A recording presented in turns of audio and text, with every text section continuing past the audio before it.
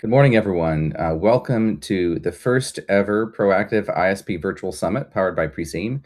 I'm your host. My name is Jeremy Austin. I'm a senior product manager here at Preseem, and I'll be with you over the next couple of days. And we're really glad that you could join us.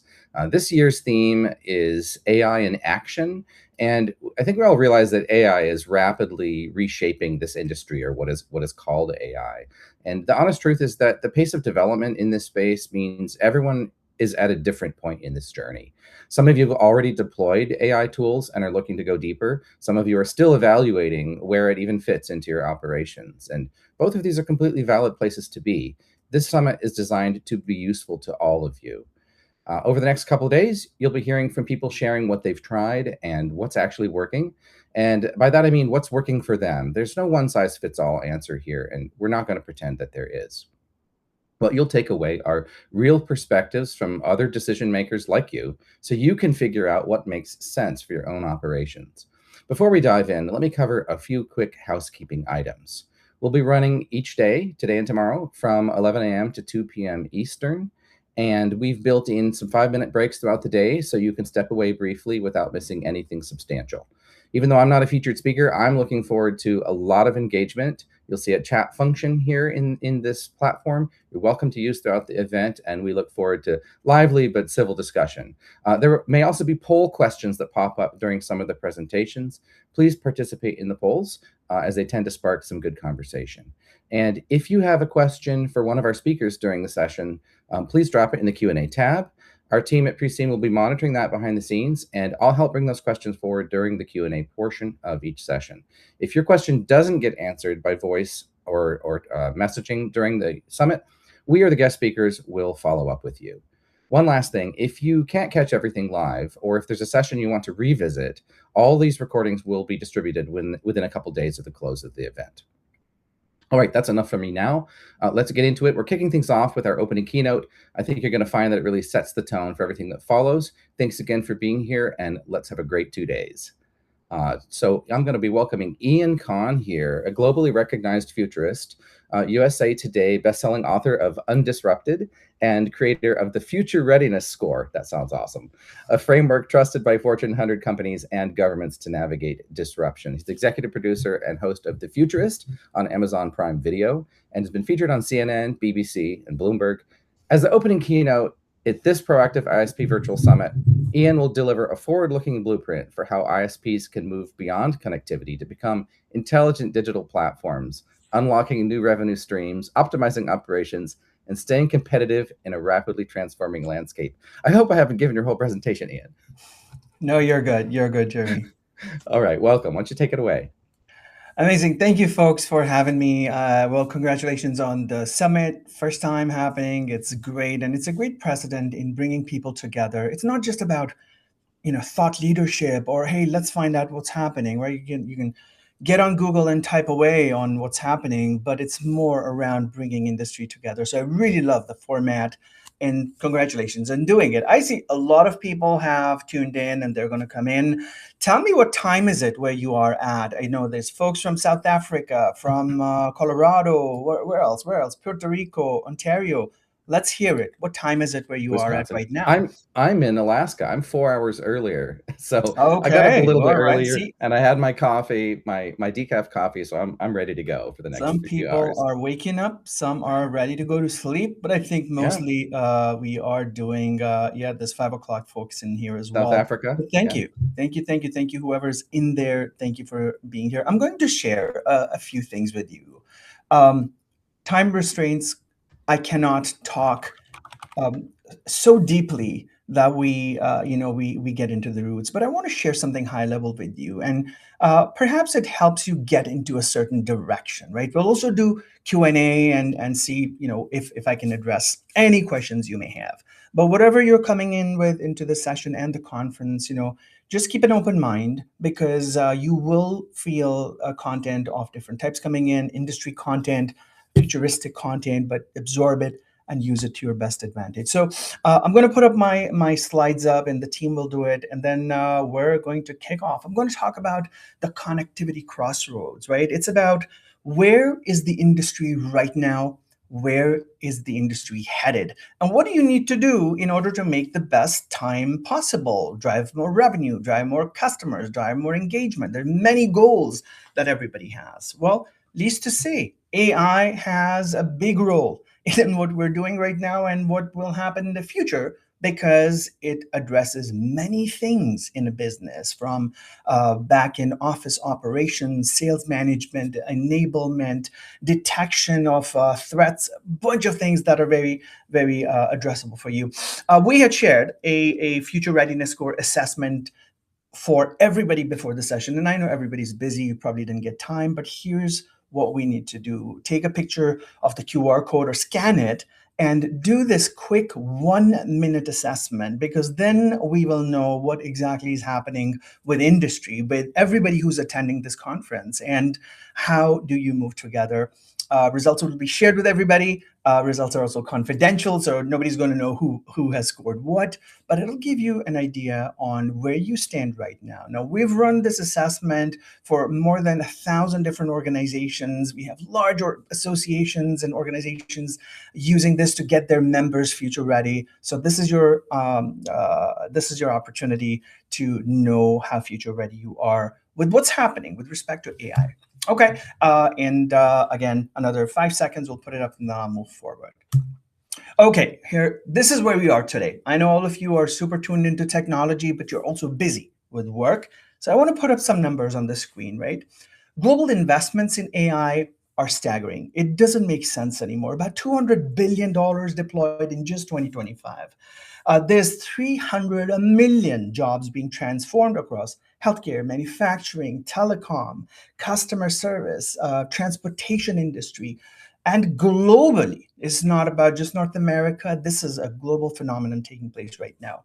Banks are deploying AI like never seen before, but people are not extremely future ready. Everybody is in the same position. Now, we've done a lot of surveys on future readiness. I find the average future readiness score is not where it should be. And it's probably because things are moving too fast. There's too much change happening every single day. AI capacity is doubling every 6 months, and that timeline is also about to change. Okay, since we're working with a lot of Canadian folks here, I want you guys to type into the into the chat. Who are these people? All right, at least one of them, you should know who one of them is. If you're true Canadians, come on, this is for the Canadian audiences, but also open for everybody who's not Canadian, because these two figures are world-renowned. Let's hear it, folks. I'm watching the audience chat. Whoever types first gets.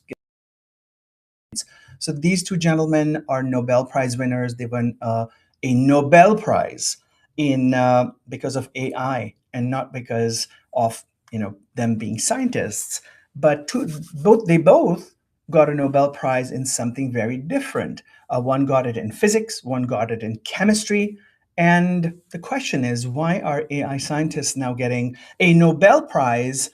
For what reason? And this is the change that's taking place. AI is changing what we do. It's impacting the core research, the foundation of different industries, right from physics and chemistry. And these two people are, one is the godfather of AI, and the other, Demis Hassabis, is created something called protein folding. All right, I'm still waiting for those names to come in. Demis Hassabis and John Jumperno. Who is the older gentleman, guys? Canadian folks, please, you got to pay attention. He's based out of Toronto. Let's keep the quiz open. I also want to give you just a nudge to say that everything is happening not because of Jensen Huang, who's the CEO of NVIDIA, but of what NVIDIA has precedented, what NVIDIA has created. Like, we've had microchips for decades now, but over the last 5 years, NVIDIA has really pushed the envelope and developed some amazing technology that's powering a lot of the growth that's taking place right now, from quantum computing to data center operations to AI being powered with these new chips that they've created. And just to give you an example, early microprocessors with 64 transistors to now about 208 billion transistors in a chip and growing. And so if you're watching somebody, everybody I'm putting up on the screen, watch out for these people and follow these people.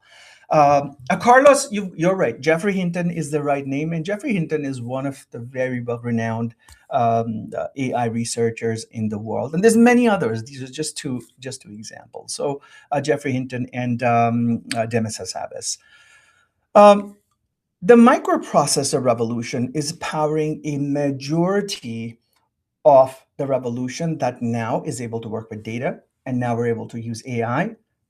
We are using microprocessors to make this entire revolution happen. Without these pieces, without data, there's no AI. Without these microprocessors being so powerful, there is no AI. So keep that in mind. There's many things connected together. We're very soon headed into the era of space-based data centers. This relates to you. This relates to what you do, some part of the industry that touches you. But that is happening right now. I produce and host a TV show called The Futurist, and I'm always talking to people who are doing something amazing. And there's a big manufacturer, and I can't tell you the name. It's a major manufacturer of technology, and they are working on a prototype of a space data center where now data will be in space. And guess what's making it happen? Connectivity. Connectivity is the primary reason why we can make this happen. Of course, there's many benefits. The space is colder, no need for cooling, and so on and so forth. That's all great. But connectivity is making that happen for an entire new industry. And that's crazy. Like in the next couple of years, we will have those data centers starting to operate in space. So you've got to watch out for what's happening. With the ISP industry, there's one thing, and this is a question for the audience. All right, let's hear what this is. You've been collecting the most valuable asset in broadband, okay? And you're treating it as an exhaust. It's not doing anything for you or much for you. Tell me what is that? Tell me what is that asset that you've been collecting for years, for decades, right? I don't know how old your businesses are here. Let's also hear how many years have you been in operation? We've got Steve who says it's our data, and that is right. This is the data that you've been collecting. How many years have you been operational? Just put a number in there, 5 years, 10 years, 15, 20. I want to see what are organizations and companies who are attending this session, how long have they been out there serving their customers? It would be really great to get some context on it, okay?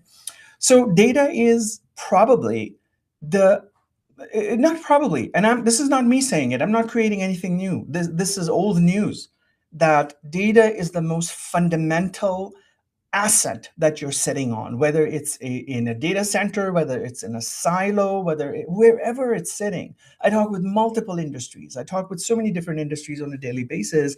And let me tell you, many industries are struggling because they say data is siloed. Oh, we've got healthcare data and it's siloed in hospitals and it's here and there. Everybody's facing the silo problem. Nobody's got data fully sorted out, fully cleaned up, and it's running. Of course, a very small minority of companies are using this massive treasure trove of data. But don't worry if your data is not in the right place. You at least are sitting on it. We've got companies here that have been doing this for, oh my God, Richard, 30 years, Tyler, 8 years, Robert, 30 years. Oh my God, this is amazing. This is so beautiful. 25 years with Steve, Christos, 10, Jeff, 39 years in business. Like you've seen, oh my God, you've seen modems from the 56 kilobytes per second start off. And then here we are in the era of satellite internet and broadband and whatnot. And we've got 107 years from Angela, which is incredible. I feel that technologists and people who are in these industries that touch technology like yourselves, we've seen so much change, and sometimes we don't appreciate it. We don't appreciate the fact that so much change probably may not happen again because now we're just going on and on with, just gains. But it's an incredible time and experience to have that I've seen zero internet and then I'm seeing satellite, I'm seeing space data center. It's something to brag about, right? You should be proud of yourselves. But going back to data, like data is the fundamental asset. How do you work with it and what's happening with it? I really believe that, your network knows what's happening. Households that are about to churn, what subscribers will tolerate price increases, what are the complaints happening in the network, in homes, and so on. Uh, many things about your customers and subscribers, but is that everything? Is that everything you should know? Another challenging thing is that within the region, I'm talking about US, Canada, there's a churn between broadband market share and the newer things that are happening in different industries. There's 5G, there's satellite, there's all of those things happening. So there's a shift from the traditional models to the new models. Now, I know many of you are serving rural markets. You're serving areas where the infrastructure is very different. So that's an advantage that you can play on. And I'm going to share some things in a minute or two. I want to talk about, 3 different operators in 3 different countries, and maybe we can start following them and seeing what strategies have they employed. How are they using AI to change anything at all? Or are they using it? Or who's using AI, right? You've got providers like Geo in India, and they're using AI to serve a country with more than 20, 25 different languages, different results, and they're using it to address churn. You've got SK Telecom from Korea. They're using it for billing optimization, customer lifetime value measurement in real time. You've got the Spanish folks. You've got Telefonica that's doing something with it and addressing their market needs, optimizing their offerings with the use of AI. There's many examples out there, and these are just 3 that just stand out as large providers. They say that, well, for you specifically, the opportunity is big because of, number one, you're sitting on the data, right? Great. AI is more affordable than it ever has. I don't know how many of you have I'm not even going to ask, have you used ChatGPT? Like, that is an older question from last year. I'm going to ask you, how many of you, I want this in the Q&A. How many of you are using multiple LLMs, right? Give me the number of LLMs you're using. For example, you may say, hey, I'm using DeepSeek, and I'm using Claude, and I'm using ChatGPT. So that's 3 of them, right? Maybe you're using Manus. Maybe you're using the one from Grok, or you're using the one from Google. Give me a number and type it in. How many LLMs are you using? Even if you're using 0, you're not using any ChatGPT related or generative AI platforms, just type 0. It's okay. Let's face it. Let's face the reality right here. So I'm waiting for the answers to come in.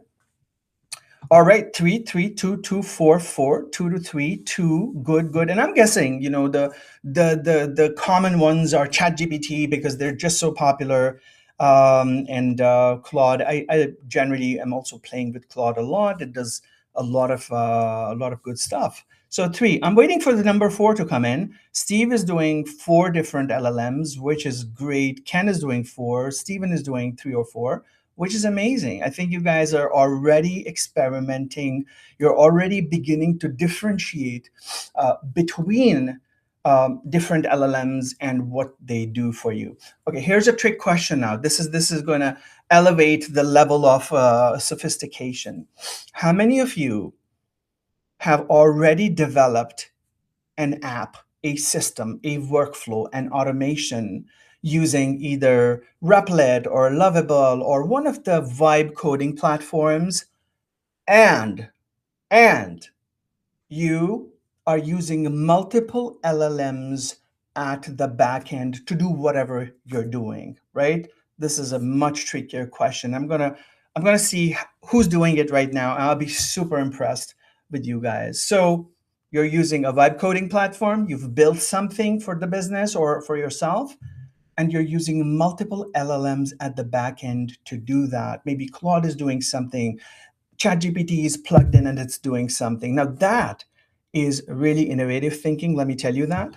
And also, that's the path you should be on, the path of experimentation. Okay, so we've got some really great results. Steven says multiple apps, probably 10 plus, but once I'm done with it, it's a disconnect and rotate tokens. Okay, great. Robert is using 3 different ones. Great. and we have much fewer responses. So all of you need to talk to Stephen and Robert on how they're doing it, what are they doing it. Let me tell you, right now, if you're not experimenting with any of the LLMs, you're not building things that break using vibe coding, whatever it is, one of these platforms, you're putting money, in the garbage can.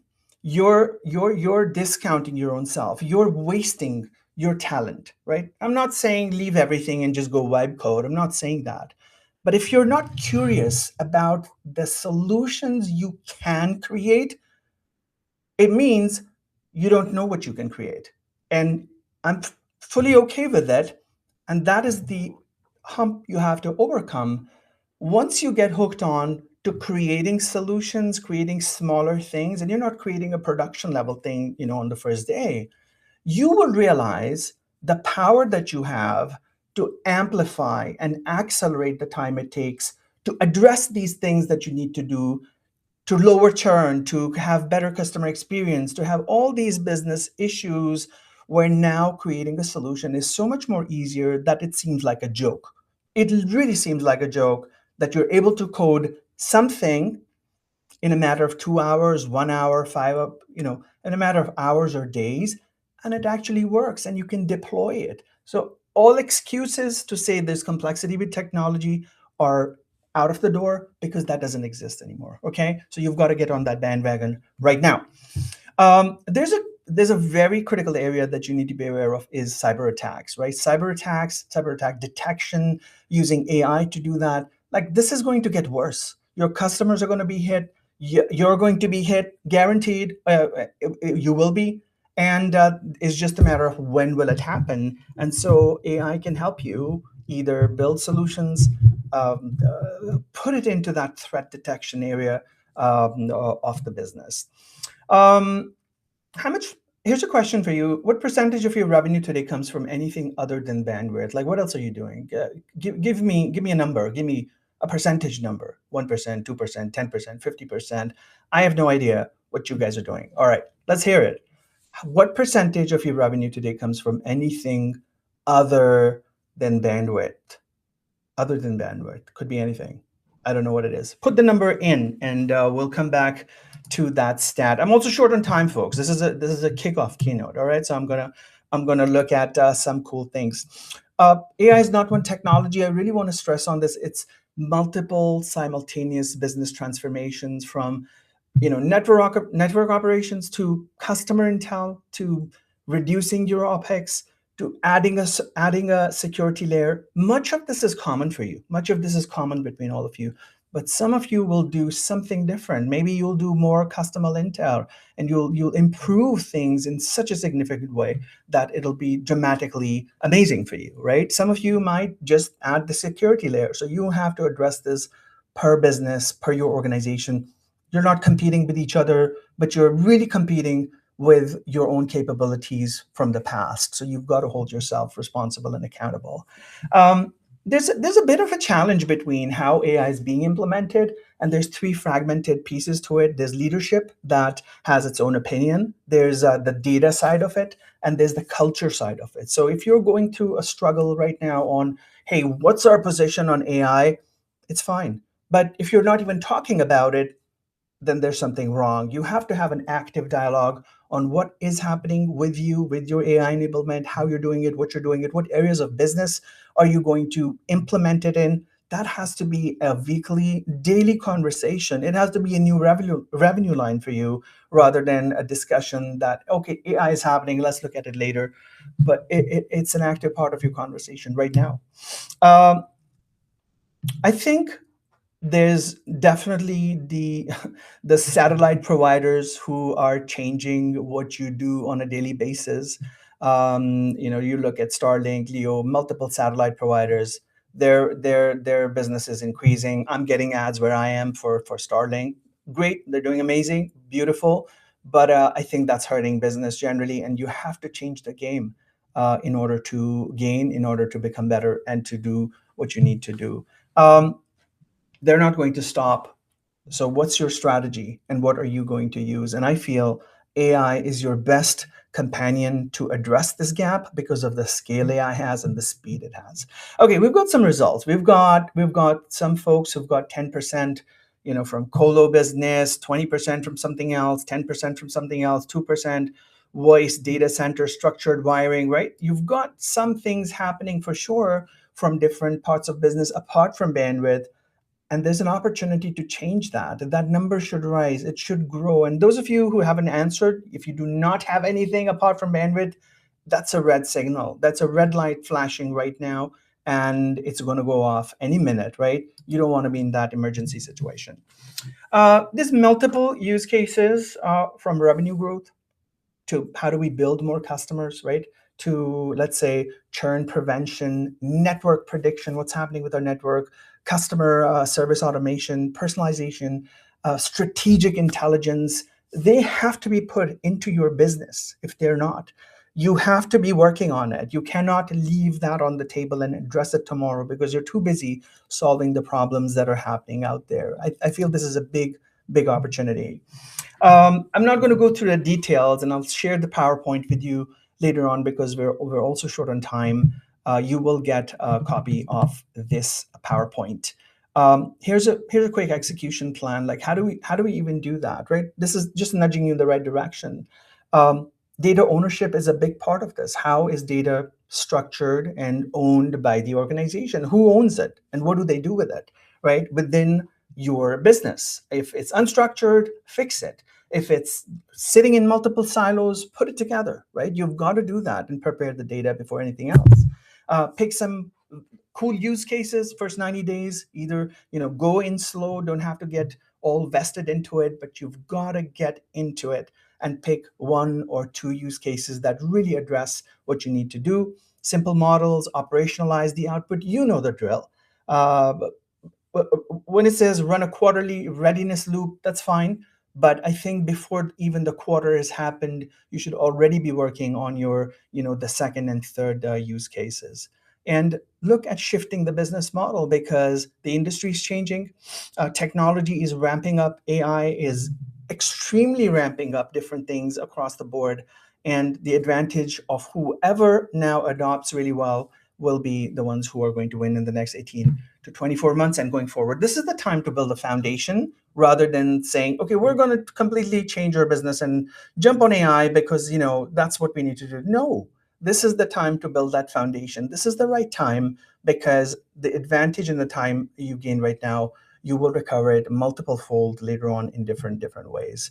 A 10 year strategy, I think, is too far out. Is too far out. I've started thinking in multiples of 3 years. What are the next 3 years going to be? The next three, the next three, the next three, because it's impossible to predict the next 10. Having said that, with having an outlook of 10 years in your mind, I think it's a good long-term time frame to have, but short-term plan for the next 3 years, midterm plan for 5 to 6 years time frame, because that's how fast technology is changing. And that's how fast industries are changing. And you don't know what your competitors are doing and where they're planning to crush your soul, right? Because that's what's happening. They talk about disruption, that it's coming. It will be here, but it's already here, right? It's already here. You don't know what competitors, as an example, are doing with their systems, with their technologies, and I mentioned a couple of them. We do, however, have use cases and examples of really large providers who are becoming successful. Yes, they have bigger pockets and a lot of money and a lot of investment they can put in AI, but you've got agility, right? You can make decisions faster. You can create new apps and platforms and systems faster. That's the advantage that you have.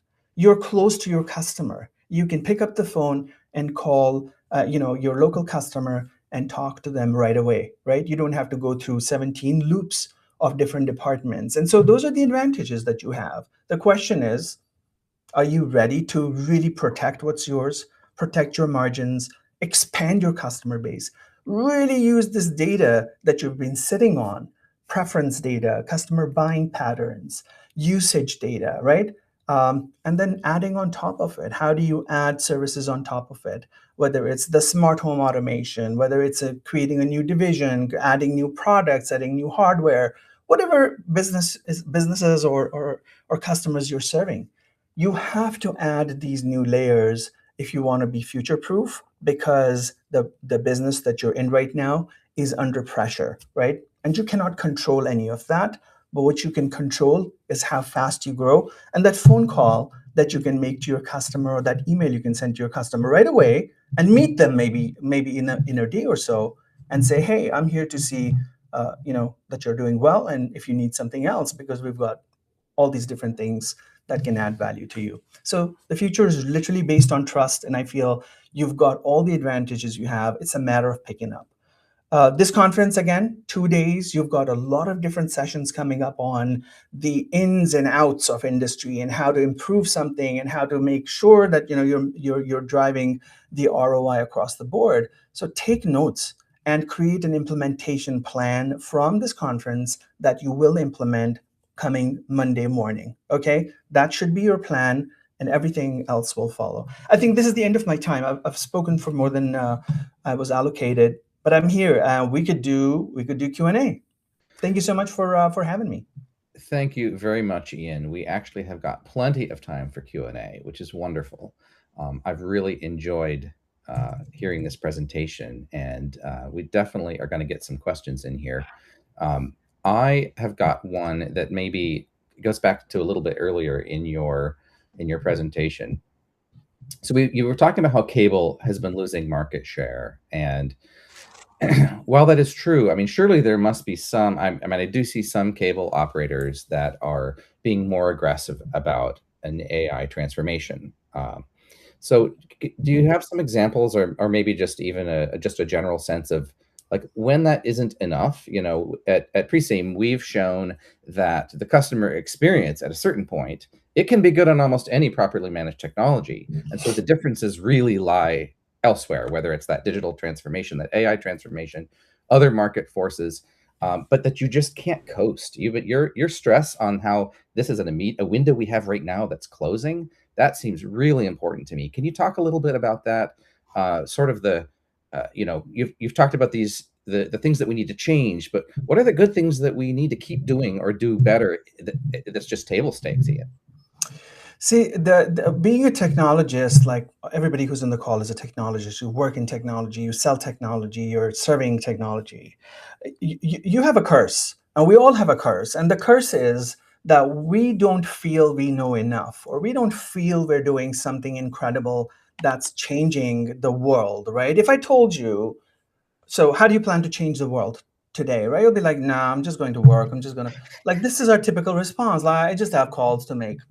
We have to really empower ourselves and give ourselves a positive talk every single day, saying, what happens when I do the work that I do, right? You're connecting, I don't know, let's, as an example, hospitals, you're connecting residences, you're connecting humans to humans, you're facilitating, enabling emergency services in some cases, and all these different things that you do as part of being an ISP or being a provider. And imagine a world where people don't have access to internet or to bandwidth or to the services you provide. It's very different. I work with some companies that serve rural areas in different industries.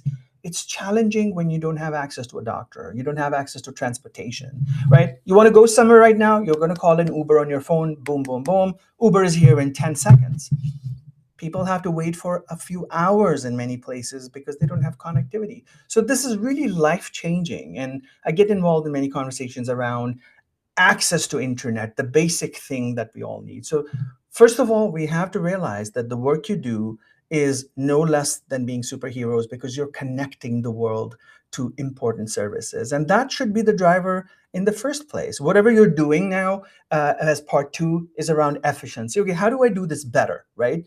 Here are some threats that are coming to me or my customers. How do I protect my customers better? Or how do I give them a feature or a system or a facility that they have better ROI, right? Dollars are getting tighter and tighter, expenses are rising, and all of those things are changing. How do you put more in your customer's pocket? So if you're already doing all those things, coming up with better plans, better systems, better deals, is what is the greatest thing that you're doing. And I think recognizing that is very important.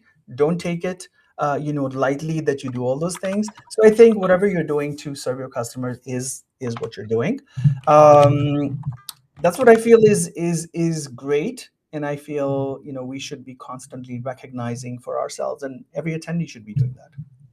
I think that's great advice, Ian. And this industry, particularly the smaller regional and local providers that that we have really fostered, they really have a real entrepreneuring and can-do attitude. Many of them are very quick to embrace new technology, as you say, technologists. But what if there are people listening who are less comfortable with change? Like, are there any like words of comfort you can give? Because you've talked about this window. Like, what specifically in this kind of the next 18 months make this window so important for people who are maybe a little more I don't want to say resistant to change, but maybe more conservative in their outlook? Is regulatory, technological, competitive? I mean, I feel a lot of pressure certainly when you see so and so is, it's maybe less about bringing completely unique ideas to the table and more about being able to execute them more quickly. Do you have some thoughts about that, Ian? Absolutely. So change is probably the trickiest thing. We all get flooded with a lot of change in our everyday life.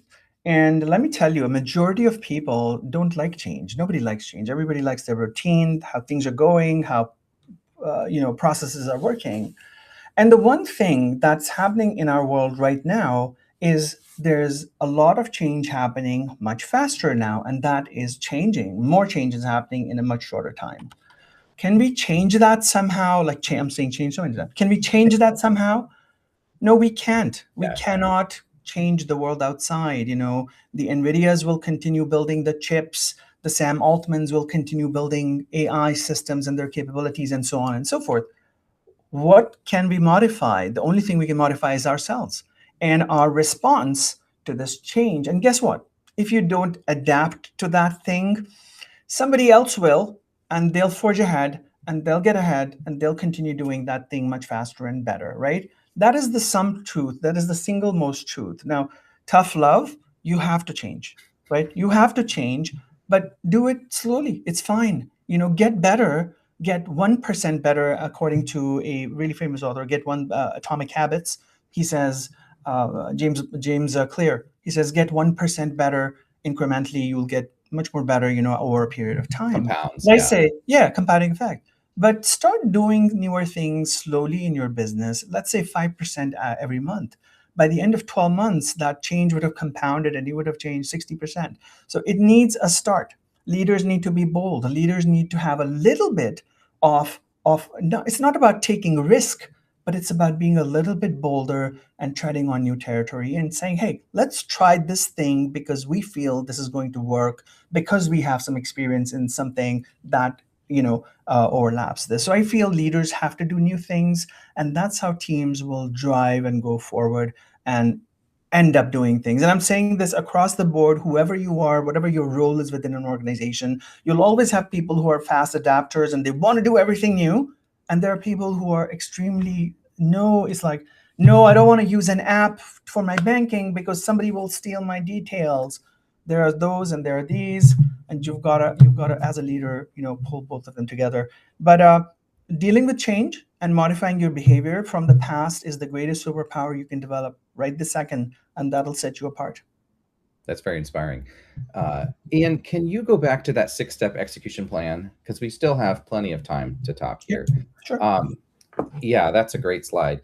Are there, and back to your previous answer, I wanted to note that your point about risk is really good, because the risk of not trying is much higher than the cost of trying right now. Mhm. The cost of trying these things has really dropped dramatically. And maybe the cost to execute them will still be what you might have thought it was before, but you'll have a much better proof early in the process than having to wait until you've built something elegant. I say that like as somebody who builds software as well as somebody who typically building networks has been a very conservative exercise, right? Where maybe you make a bold decision about to go into a particular area, but then you're going to use tried and true methods for many of the things that you actually the building blocks, whether Of it's course. software or hardware. So in this execution plan, like if we were to turn this into like concrete, good first steps that ISPs can use to get started, do these have to be done in order, or can some of them be done in parallel? No, so everybody's different, but like I said, the common things you can do as an ISP are similar across the board, right? You're looking at growing your revenue. Great. Everybody has that goal, I hope, and everybody wants that. Churn prevention, network prediction, customer service automation, personalization, strategic intel. Let's take all of these one by one. If you're doing one of them and kicking off one of them in the next 30 days, you're already on the path of being amazing by the end of the year, right? You just need to start in one place. You don't need to eat the whole elephant in one bite. You got to eat it one bite at a time, according to Louis Gessner, ex-IBM, and he's got a great book on it. Let's look at revenue growth, right? I feel revenue is directly related to, of course, new customer acquisition, great. But then also, how do we maximize and optimize our existing customers who are buying multiple services from us, or one service or more? You're already sitting on that customer base. You don't have to go and do a new approach on, okay, we're going to go into a net new territory and try and get new customers. That's much harder. It's much easier to work with your existing customers and to start looking at that customer data. Who's our customer? What are they buying right now? Why are they buying it? What's their buying pattern? What business are they in? How can we optimize them and maybe deliver a better service? That is part number one, and we're just at the revenue growth part of it. If you end up using, and you should use AI to do this, right? You should. There's multiple different ways of doing it, from the Claudes of the world to different LLMs.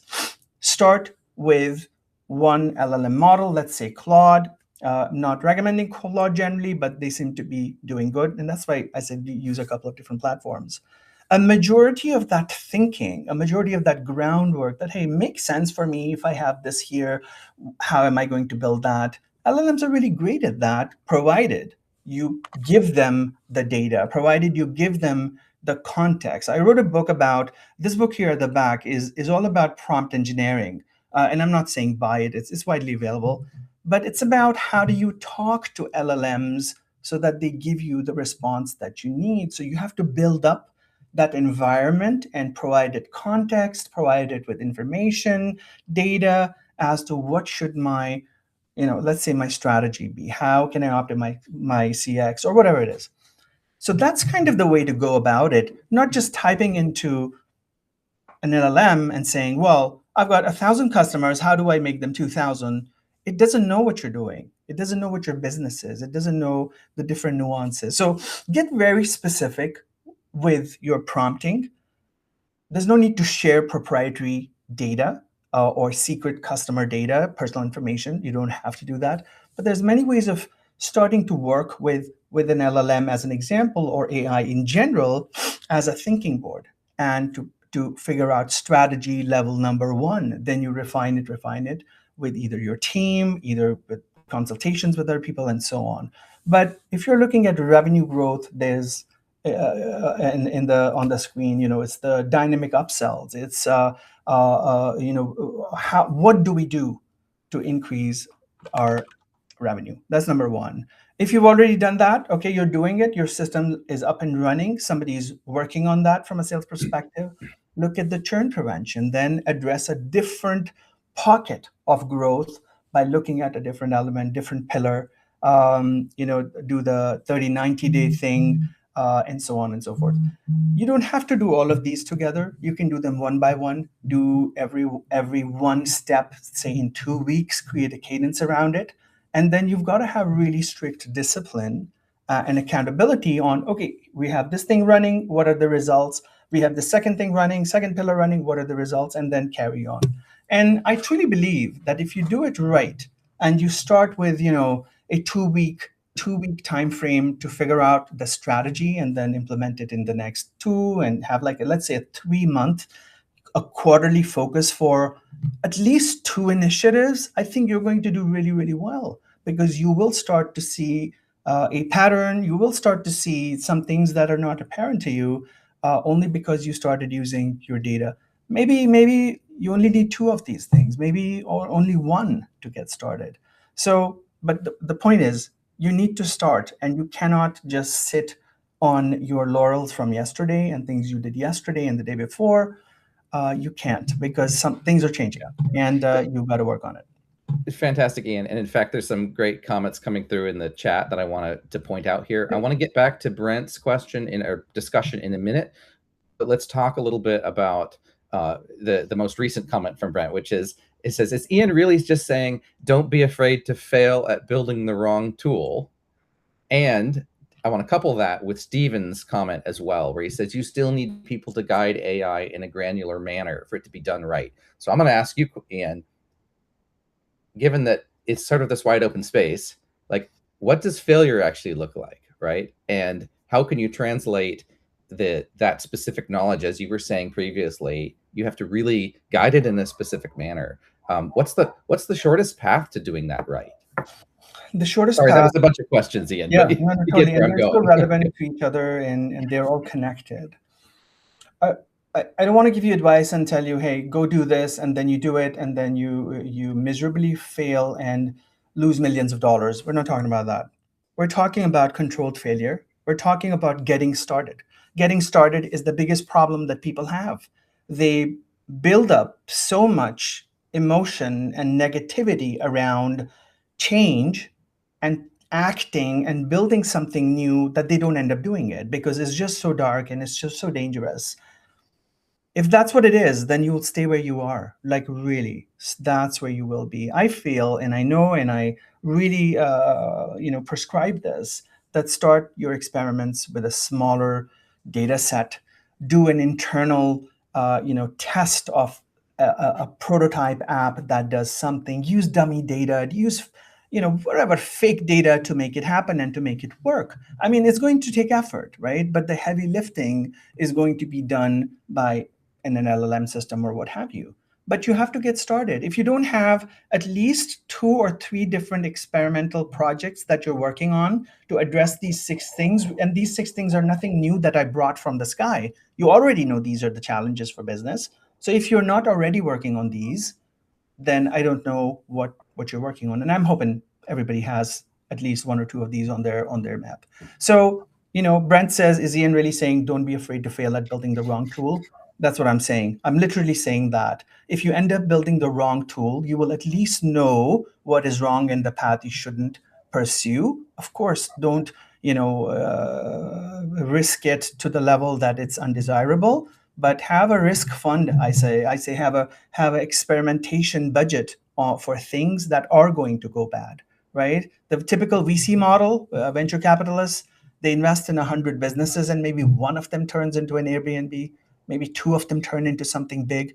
And that's kind of the model maybe you should follow, but have some budget, and it's not expensive. Like, I remember a couple of years ago, AI was just so expensive. But now with a $50 subscription a month and something else for another 50 or $100, you're literally running full speed in a couple of $100 a month to build things, whether it's a Replit, Anthropic combination, or what have you. Uh, get a sandbox and try, fail, shut it down, try something new. That's Stephen. I agree with that, but have clear outcomes for the experiments. This is what we are trying to build. This is what we want to end up with as a proof that this thing works, and have those parameters that put you in a box for this sandbox rather than have it open, because then there's no accountability. But when you have a closed sandbox, you've got accountability. And get people who are passionate about doing amazing crazy things, get them involved, right? Get the crazies involved, like Steve Jobs said. uh, you have to experiment, otherwise it's a different conversation 24 months from now. I agree. That's fantastic. So we've got a little under 5 minutes left, Ian. Is there anything that, because I know you felt like you might have been a little bit rushed. I really enjoyed the pace, so no Sure. worries there. But Yeah. is there anything that you would have spent a little more time on and didn't get a chance to So when we initially booked the session, I was going to collect data from everybody who's attending. We were going to do this assessment, which is the QR code up on screen, and I was going to share the results here to say, hey, this is where we are right now, Oh, and that would here's be the fantastic. readiness of everybody, right? Here's the QR code. Do the assessment. It's 10 questions, takes Do 1 or this. 2 We'll put minutes. it in tomorrow. Yeah, Let's do yeah, that. totally, please. Yeah. And get to know where you're lagging, where you need to push yourself, right? It's different to think in your own mind what's happening with you, but when when you're not feeling well, it's one thing to self-diagnose yourself, but it's different when you get an MRI or a CT scan, and that's the CT scan. And we do 10 different assessments. We've studied a lot of different organizations. We collect this and benchmark industries and companies. So it's How a long does free it tool take for to you. do this survey? Just so Maybe people have two an idea. minutes if you're really 2 minutes? good with your fingers. Yeah, literally 2 minutes. So yeah, so it seems really low effort Yeah, and high value. So does totally. the assessment give you like specific advice, or is it just really showing you, where you fit in? It will send you a one pager on your key, strengths and weaknesses, and then a collected response from all the respondents here. Given that everybody does the assessment, we will share a longer report on what to do, what we found, where folks are lagging. Here's the prescription. Here's what you should be doing, and so there's recommendations in that report that are coming in, but I need a minimum response coming in from folks, and I think we've got a great audience Do who's you super do you engaged. find that, because you say you've done like over 1,000 of these, do you find that people are prone to exaggerate where they are? We hear this, some new AI project is coming out, and then you look at the substance behind it, and it's not always there. So my impression has been that there is a certain segment, as there always in any market, that's going to kind of overpromise where they are yet, even just for positioning. Do you find that that's a kind of a self-defeating strategy? Is that happening at all, Ian? It does happen, and I see that happen all the time. I mean, there's so much noise out there with generally with AI that you feel like, oh my God, AI is just like here, and oh my God, what's going to happen to me tomorrow? I agree with the realism of the urgency of AI as an example, but the overinflated, this is the greatest thing after sliced cheese. Some of them are overblown. Maybe they're looking for evaluation, money, funding, what have you, and so you've got to be cognizant of seeing what is real and what is not, right? Many companies today are raising hundreds of billions of dollars for something that doesn't even exist. And it's like, okay, what is that all about, right? So some claims are amazing, some are too futuristic. So you've got to have a diverse level of understanding on what's happening. So for that reason, you've got to start paying more attention to different industries rather than only yours to understand where things are changing and why, and then understand your own industry. So, yeah. But for our scores, I see a very little, maybe 1% of folks who get 100 out of 100. Like we're fully ready, we're fully doing what we're doing, and I'm like, okay, we'll see. But mostly, we get really great results. It looks like the team has shared this survey link right here. So if you're on desktop and it's not easy to scan the code, just click that link there at the top of Yeah. the presentation here and fill that out. And we'll definitely share that again tomorrow. Okay. And hopefully we should share some results there by the end of the summit. So Ian, I just want to, given that we got to wrap up now, I just want to thank you for coming and sharing really engaging deck and conversation. And I'm really excited for the rest of the summit. If we could match this energy, it's going to be fantastic. I really appreciate what you put into it, Ian. You're very welcome. Thanks for putting the summit together. I think we're at an exciting time right now, and whoever jumps in and takes the steps right now needed with all awareness will definitely gain at the end of the day, because the dynamics have changed. The results are much faster, and I think it's a matter of people stepping in now and taking those steps. So thank you for having me. I really appreciate you guys. Enjoy the conference today, tomorrow. Thank you very much, Ian. All right, take care. Okay, we are going to take a very brief break here. We are going to be doing an intro here for the next speakers in about 3 minutes. So I'll turn my video off here and we'll be back in about 3 minutes. All right, I'm going to welcome our new hosts for this next session. Let's see here. Let's get Teresa, I can see you, and Josh, fantastic. In fact, I will. I've got your bios here. Nice to meet you. Teresa is Vice President of Global Field and Partner Marketing at Calix North America, where she helps broadband service providers deliver exceptional subscriber experiences and accelerate profitable growth. At Calix, Teresa's field and partner programs unify product marketing and sales motions to help providers launch differentiated services faster. Her thought leadership across videos, white papers, executive forums guides BSPs worldwide on transforming subscriber experience and monetizing the smart home and small business. That sounds really relevant to our audience today. And Josh, you've got more than 2 decades of experience in the operations and technology space, bringing deep technical expertise, people first mindset to his role as Chief Innovation and AI Officer at Blue Stream Fiber. It's got AI right in the name. Love it, Josh. Since joining the company in 2019, Josh has held several leadership positions, overseeing engineering, systems, and network operations. Today, he's focused on harnessing AI and automation to predict and solve customer issues before they arise, eliminating the frustrating, familiar telecom interrogation and delivering a smoother, smarter support experience. That sounds wonderful. Welcome, Teresa and Josh. Thank you. Thanks, Jeremy. Well, I guess we're going to assume that we're ready to go. And Josh, so, hey, it's really good to chat with you because, we've been talking AI here, you and I, especially for, I don't know, it's been quite a little bit here.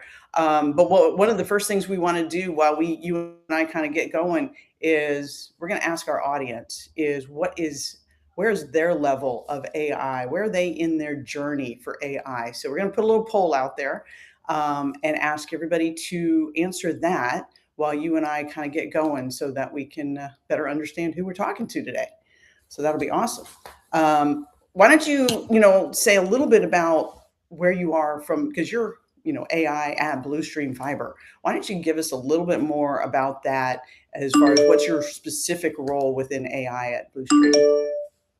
Yeah, so our journey with Blue Stream Fiber and AI kind of started in 2024. I thought at the time that there were a lot of other folks doing a lot with AI, and when I met with OpenAI and the team there, we were coming on board right after like Coca-Cola and Klarna and some of the others.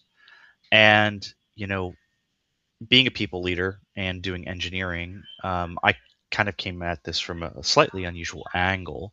We wanted to democratize the approach. This was an organizational change that just involved new tools. And a lot of what we've done at Blue Stream Fiber sits in that, automating tasks, keeping a human in the loop phrase. And that has helped to govern kind of our adoption curve and the policies that we have. So that's Blue Stream Fiber's, journey so far. And I know Calix is doing, Yeah, lots. we're doing a lot down kind of similar area, but we at the company got started. Gosh, it's been a couple of years ago where we really started bringing AI in and exploring it internal. So we needed to have our people understand, what can AI really do for you?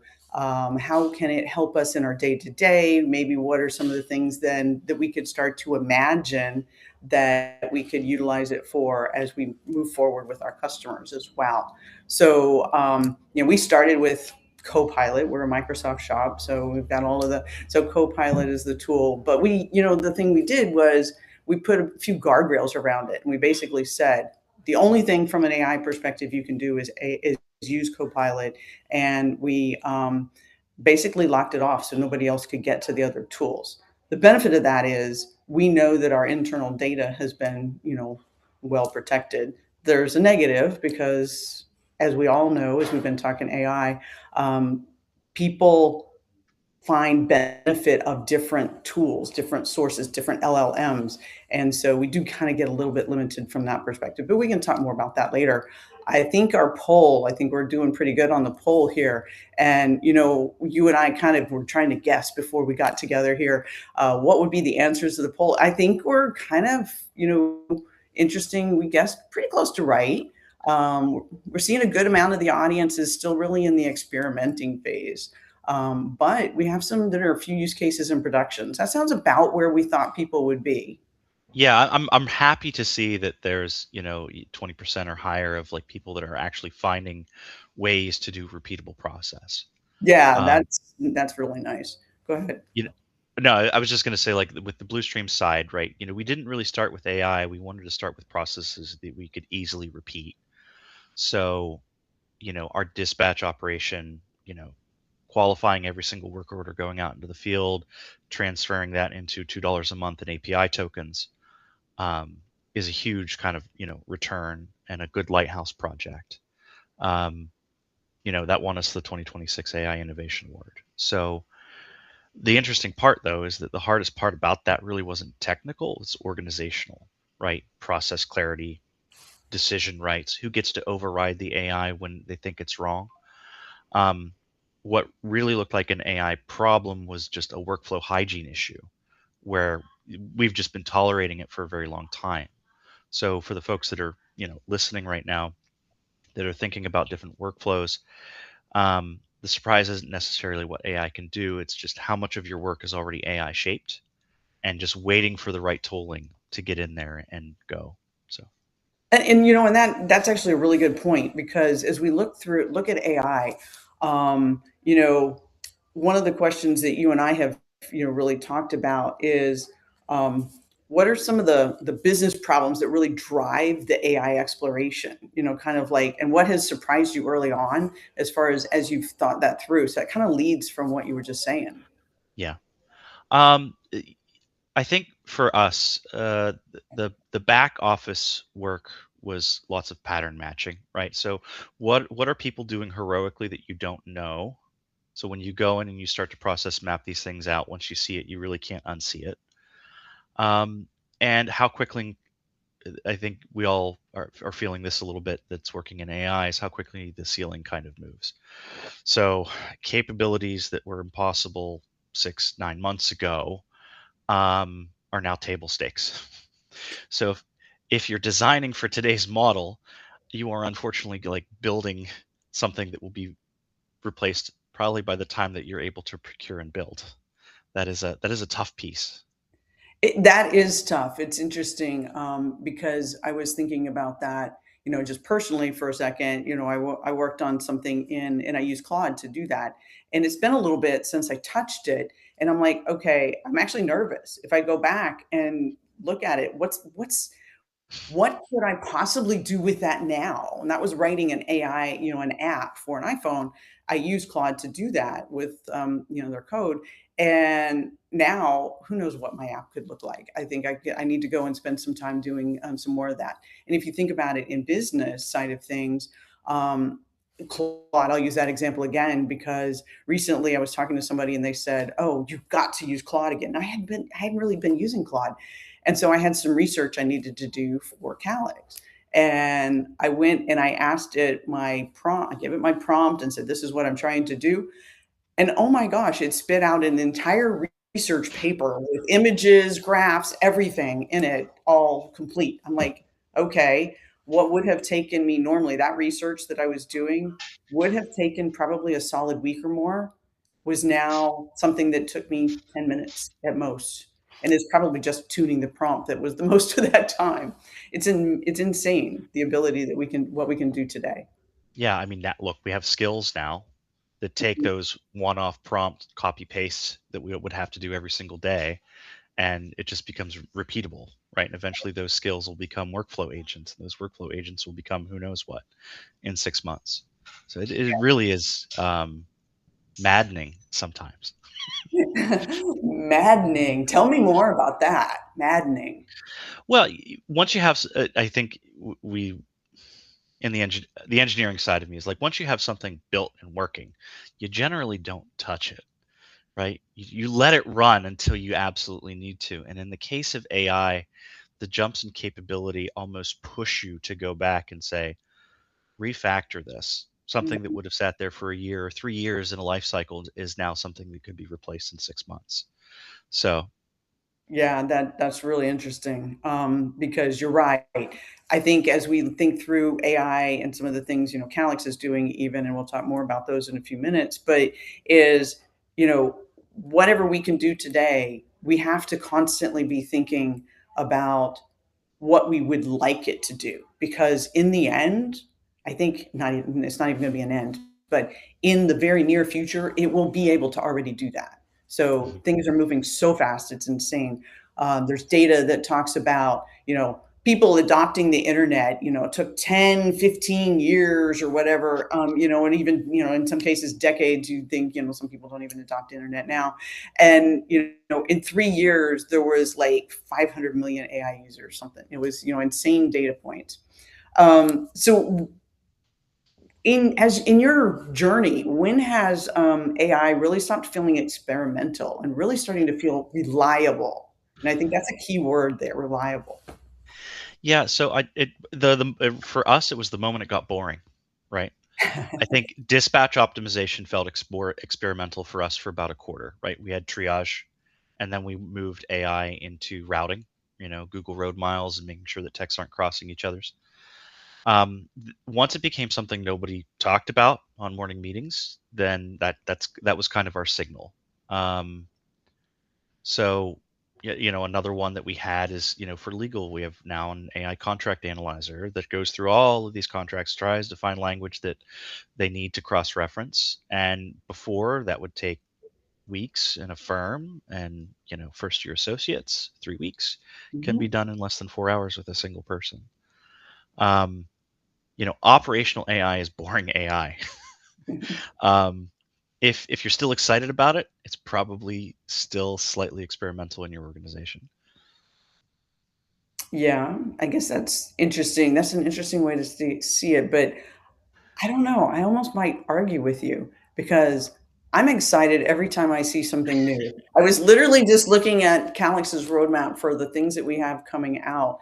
And, very soon we'll be able to think about, have a marketing agent that is literally looking at all the data from a service provider, looking at and identifying subscribers that they can literally go market a new service to.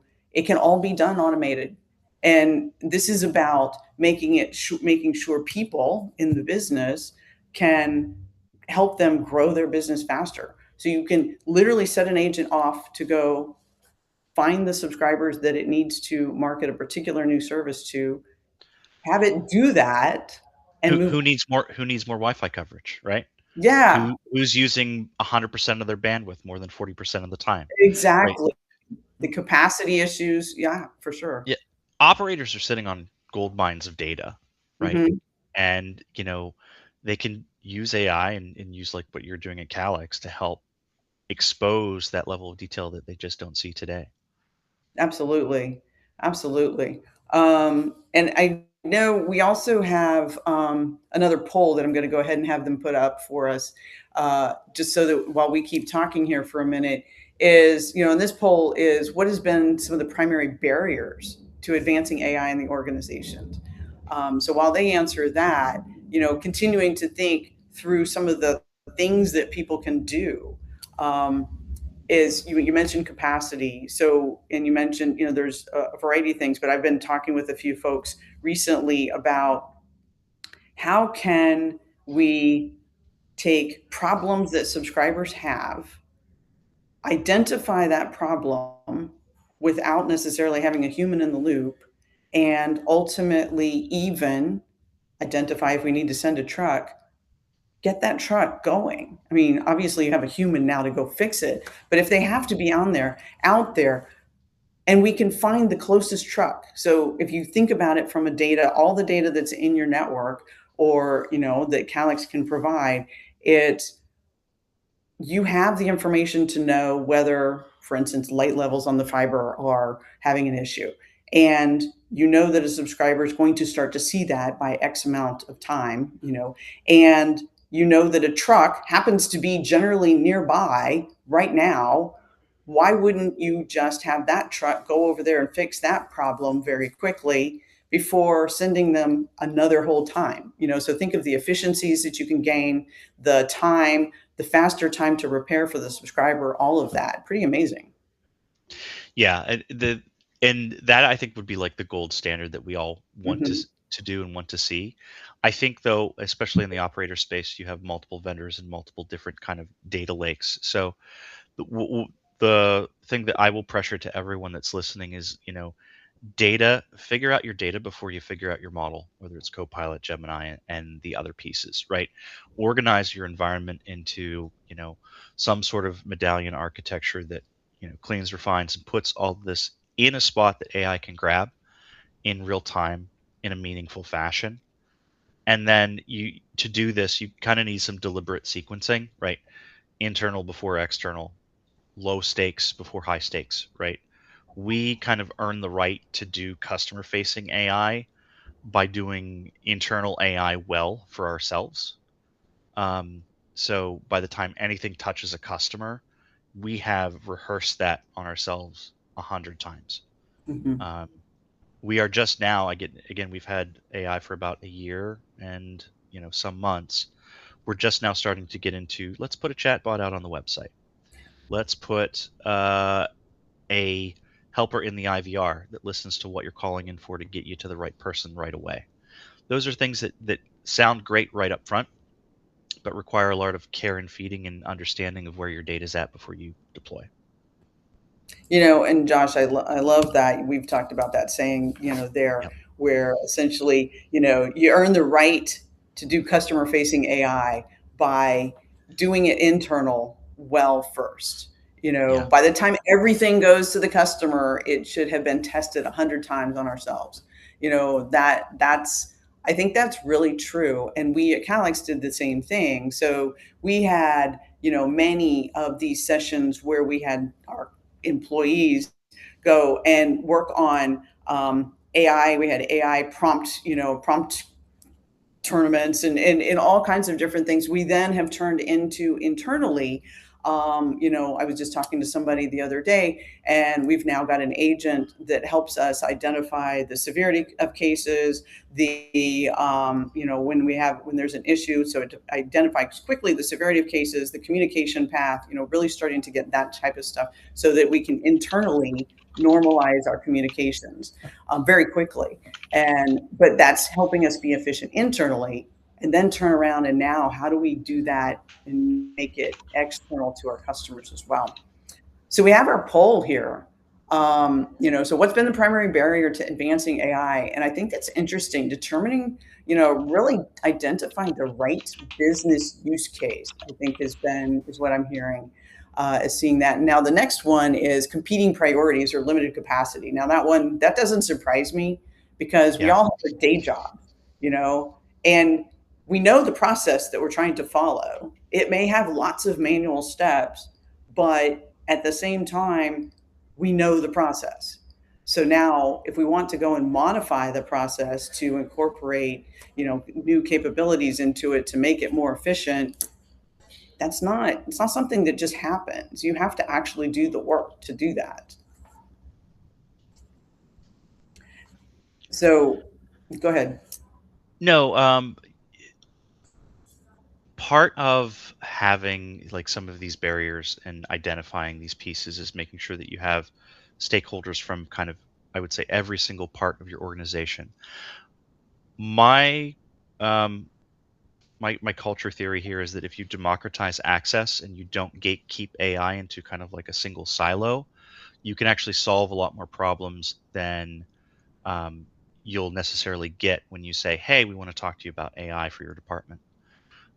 When we can show them how to create a skill or show them how to create a GPT that can contain a repeatable process or a repeatable workflow, they start to see the good in what's there, and now they're not spending 5 minutes combing through data, filtering something in Excel that they can now hand to a GPT to help get an output, in short order for quick turnaround.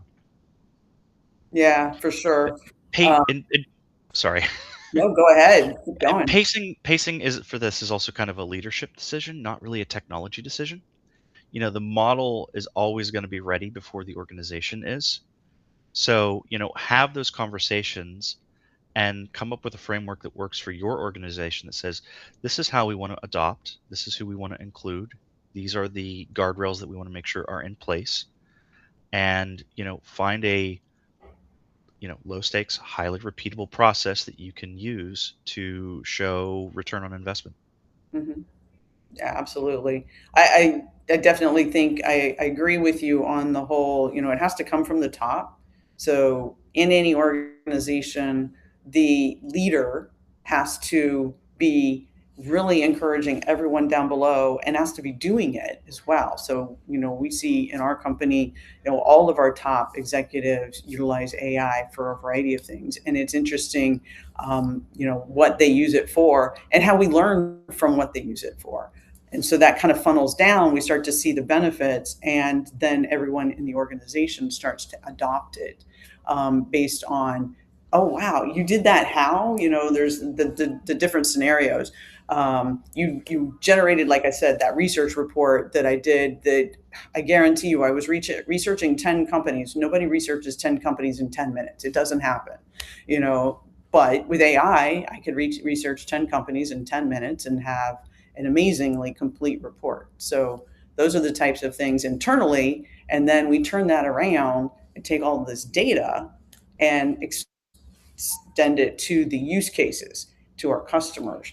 So I do think we need to talk use cases and figure out how to help folks understand or define use cases, since that seems to be the top challenge that people seem to be having. Any thoughts there? I think it's going to depend upon the discipline, right? So Bluestream Fiber is a multidiscipline environment. For dispatch, right? It's triage, taking rote work orders, routing work. For legal, it's contract analysis. For customer support, it's enablement, right? So you can take your support information, all of your SOPs, put it in a vector store, build an internal helper agent, and then that agent can then be used to help uncover things that they wouldn't see necessarily from swivel chairing between multiple websites. I think one of the first things that we deployed, we call it our Bluestream Fiber Support Guru, and it had access to pull the APIs where a lot of the Calix data, in our case, was kept. And in less than 10 seconds, it can come back to you and say, here's the health of the ONT, here's the health of the mesh Wi-Fi, here is the health of their set-top boxes, because we took the time to integrate the APIs to all of those different vendors. And it comes back to the representative before the person on the other end of the line is done explaining what their problem is. So that representative is now equipped and ready to go into that troubleshooting scenario or into that call with all the potential low-hanging fruit that's there that they need to be aware of. Yeah. Um, Yeah, so I mean, that's one of the things that we're doing. So when you look at use cases, so thinking about use cases the same way, which ones, there's the internal ones, and then there's the external ones. And so on the external side, there's some of those that are kind of really obvious. So, and to be honest, many of us have been dealing with this particular use case, frequently, customer service agents, so you get on the chat bots, we've called them chat bots forever. But I mean, what they have done and how much better they have gotten over time has been amazing. And so delivering to your subscribers, in any service provider, a chat bot, so that, and I always joke around, it's like, and nobody actually wants to call their service provider because they don't want to be on the phone dealing with, did you unplug it? Did you do this? Did you, all the various like menial steps that it takes to really truly diagnose it. Well, if you've got a chatbot that you can just communicate with easily, now that those steps can go at your pace. You don't have somebody on the phone, and you can even do it while multitasking in a meeting, potentially, depending on what the steps are. So, those are the kind of things that I think people will start to see. And then, I already gave a couple of examples, trying to avoid truck rolls, those types of use cases are definitely ones from an operational perspective. I also gave an example of a marketing use cases as well, finding, subscribers that are having connectivity issues in their home, but maybe it's not in their home, it's in their backyard. They have a large backyard. Well, now all of a sudden you have the opportunity to upsell them, more Wi-Fi mesh outdoor units, that type of thing. Yeah, and I want to point out for the audience, like I think for all the examples that you and I both gave, right, that there's kind of the same pattern underneath all of those, right? There's decision support, the drudgery removal. It's not necessarily customer facing automation, right? If you can do that in your organization, that's where trust is going to get built, and that will earn you the right to do those harder things that you might be thinking about today that maybe aren't quite there or you want to get to. Um, so Yeah, for sure. And speaking of trust, how did you introduce AI in ways that built confidence, rather than resistance in your organization? Because I have talked to people where they're absolutely resistant to adopting AI. yeah, so look, we have to name the fear. We have to not dance around it, right? We need to automate tasks. We don't want to automate whole jobs, right? It can't be a slogan. It has to be a commitment that you make out loud, your town halls, with specifics. When employees know the role that you're going for, they stop hedging and they start contributing. The other side of it is, I know I've said this, but we democratize our tools. So we gave them prompt packs across multiple different departments. We didn't concentrate AI capability onto a central team. We put it in everyone's hands. We had a champion that was either volunteered, or I like to say voluntold, to come to our like pre-launch and say, hey, here's how you can use this in your day-to-day. And if you find a workflow, maybe we create a GPT around it. Because again, this is 2024. This is, we didn't have skills and the other things that we have today. So we put it in everyone's hands and we taught them how to use it well. And then when we launched, those champions became not necessarily advocates, but people that other people in their department could go and talk to. That wasn't like, three levels above them. Like Right. people sometimes afraid to come ask me like a question about AI. And I'm like, no, no, no. I want you to do that. Right. Right. Don't look at the title, look at the person. I will help you. And Hmm. has to be, my goal. Um, we also, I think during the launch, right, we made it a game, not necessarily a mandate. We didn't require people to use AI. So we did, you know, um, Amazon gift cards for like, hey, this is, come up with a novel use, right, for your Hmm. department. Share it with everyone. Um, it turns a dreaded process into a showcase, and that gets shared. Um, People start to train those like AI prompting muscles. No one but feels like put out by it. Um, my takeaway that I want to kind of give everyone is that employees will trust AI when leadership is visibly accountable too, like for those outcomes, and visibly you know um, interested in making sure that the people are in the loop of those decision making processes. Oh yeah, no, that's a really good point. Because we do as leaders set the stage, set the trust level effectively for all the people within the organization, for sure. Hmm. And so let's see. I think we have actually one more poll that we're going to go ahead and put up, and then we'll get into a couple of additional questions. I didn't really cover governance though while we're letting the poll come up. How are how is your organization setting up, government governance and trying to deal with the speed? So we've talked a little bit about speed, but pacing AI into the business versus, I mean, obviously throwing it into there and wouldn't be successful. But how are you really doing that? Yeah, so we started off, of course, with, I would call it like your typical, written guardrail policy. Everyone, we knew in 2024 when AI started to become very, very popular, that employees would go out and use their own shadow AI, just like we have shadow IT sometimes in every single organization. And we had to have a policy that says, look, we know we can't necessarily stop you from doing this on your phone or these other ways. Here's what you can and can't do with our data. And if you're using public, Hmm. um, here's how you sanitize. This is what you don't do. Because again, AI was then and is still now still a little bit kind of like wild, wild west.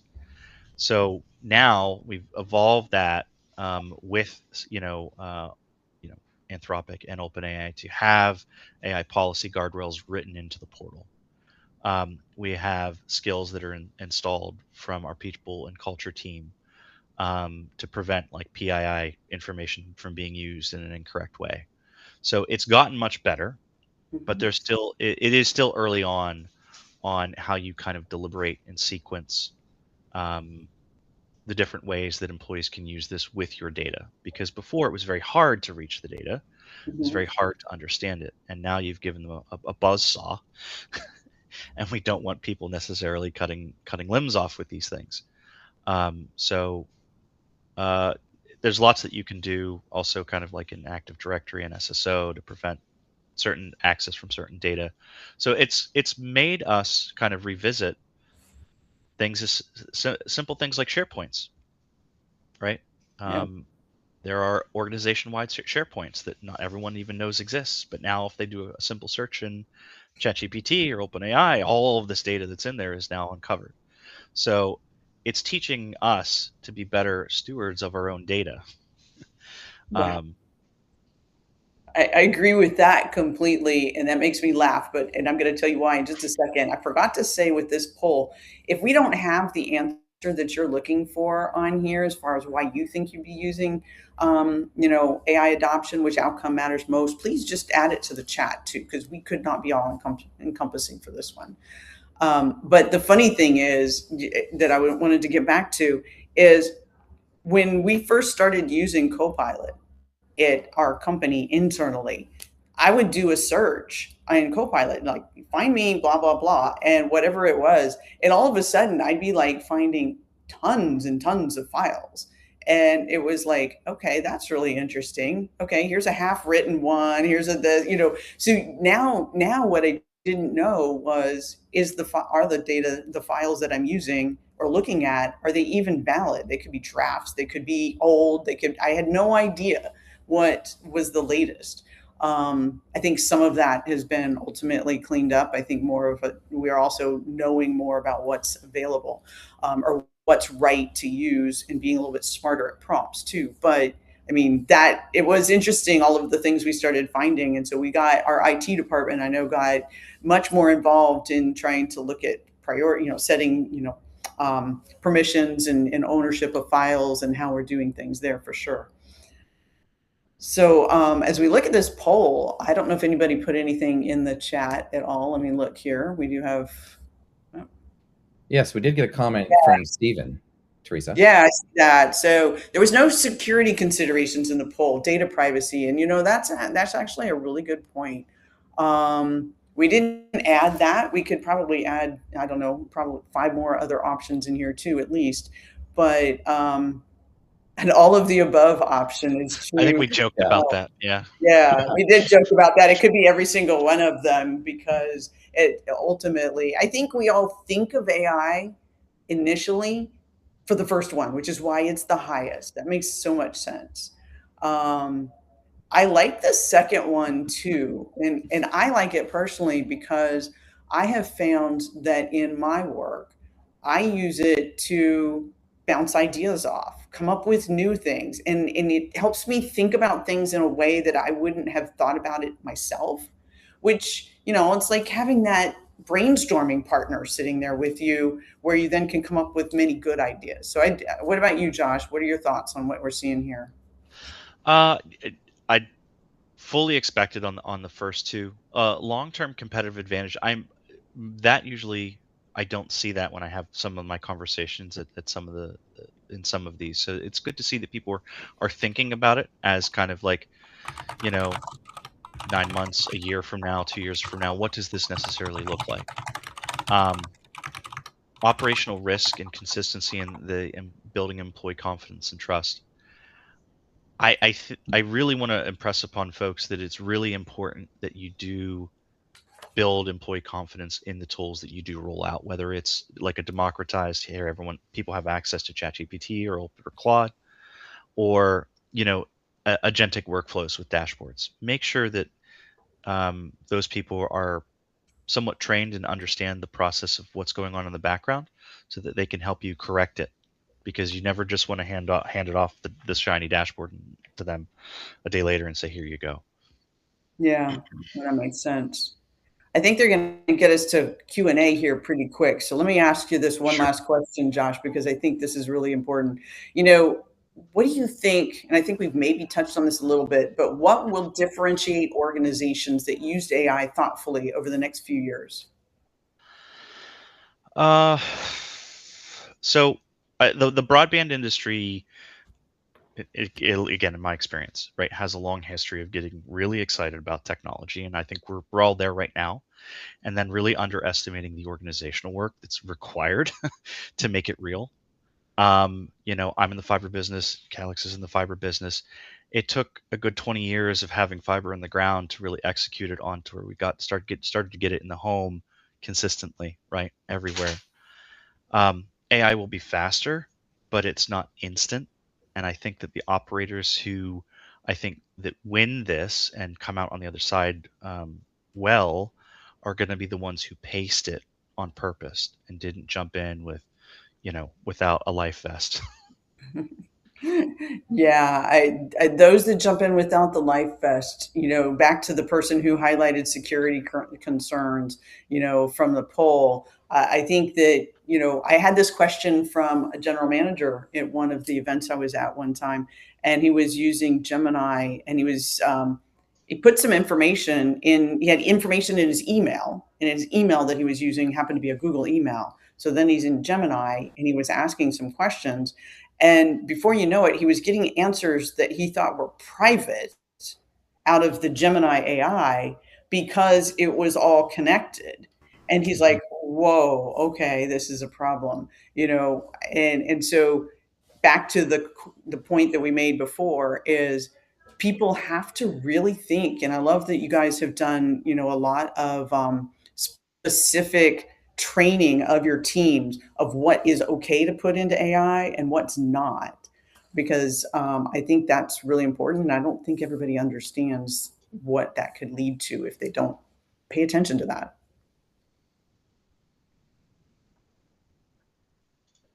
So, okay. Are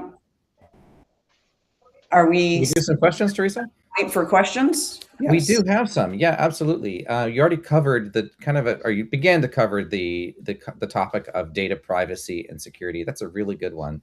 I want to go back to one or two that were sparked by some of the polls. It was really interesting to see where people are in this journey.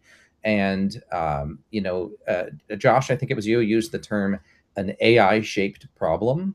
I want to come back to kind of the organizational, like I think we're hearing you circle around it again, the kind of the organizational mistakes people can make in their AI journey. But can we talk about like what sort of problems aren't AI shaped? Like, are we seeing kind of early mistakes there, or is it possible that ultimately there will be no problems that aren't AI shaped? What are your thoughts on that? This is for both of you. I can start. I don't think that there will ever be, I think, problems that I don't think AI will ever take 100%. We'll start there. I think there are high stakes strategic conversations, relationship building. Those types of things can't be farmed out to AI. AI can give you insights on data, can help you understand pieces, but AI doesn't get nuance, right? When an AI IVR or an AI helper on a call hears a customer swearing, it can transcribe the words, but it doesn't necessarily understand the context or the tone, right? So that human piece still needs to stay there today, in my opinion. Now 10 years from now, who knows, right? 2 years ago AI wasn't doing math or wasn't doing math very well, right? A year later it passed the bar exam. So I don't want to never say never, but is it possible? Yes. But in the grand scheme of like how we think about context in the future and relationships with either businesses or vendors or our own employees, you don't want to hand that over to AI. That needs to be human led for 100% of the time. Any thoughts on that, Teresa? Oh, Josh is right on in the sense of, the human aspect of everything that we do is to some extent part of what makes our products, our services, our solutions be better, be what they should be, and deliver to the communities that we serve. So we have to continue to make sure that we have that as part of it, and we're thinking about it there. So we won't want it to take over for us from that perspective.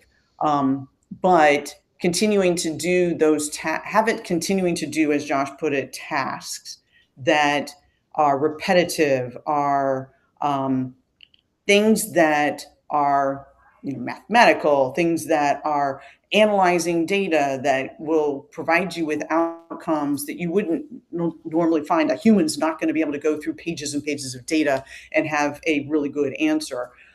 Those are the types of things that make AI really powerful and help us then use our brains for other things. And I know I see in like the public chat, there's somebody here that says, does your company plan to eventually reduce workforce due to AI? And I want to actually answer that, because I want to say no.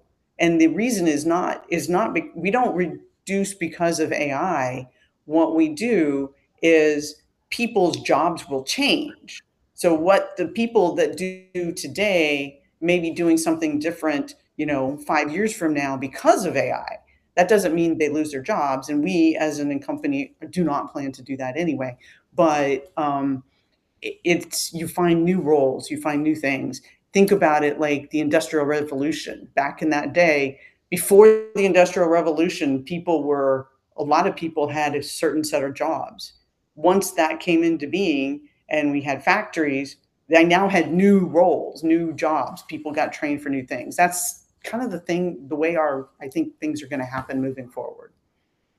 Fantastic. Yeah, the another kind of polling point of interest was the relatively small percentage of people that were not understanding perhaps the organizational challenges. You talked both. I mean, Josh, I remember you talking about like kind of skunkworks AI. We talked about top down as well as bottom up initiatives. And of course, either approach creates concerns about, process, ownership, accountability. But, if we're not yet seeing that ownership is a problem, or not yet really understanding how governance is going to influence the organizational adoption, like what are those other organizational, I don't want to say roadblocks, but like inefficiencies? What are the things that we're really going to have to get right? Because I'm hearing the org is going to still be here. The tools will be increasingly automated, but humans are still going to be needed as part of this. What does that organizational change look like? There's a lot of pieces to pick apart there. The one that sticks out the most, yeah, no, the part that sticks out the most in my mind is, and I think Teresa kind of touched on it a little bit, is like once we build more automations and these are up and running and they're consistent and they're reliable, we have to make sure that the people that we have in those positions come along for the ride, right? They have to, I don't want to use the word reskill, but it's moving quickly.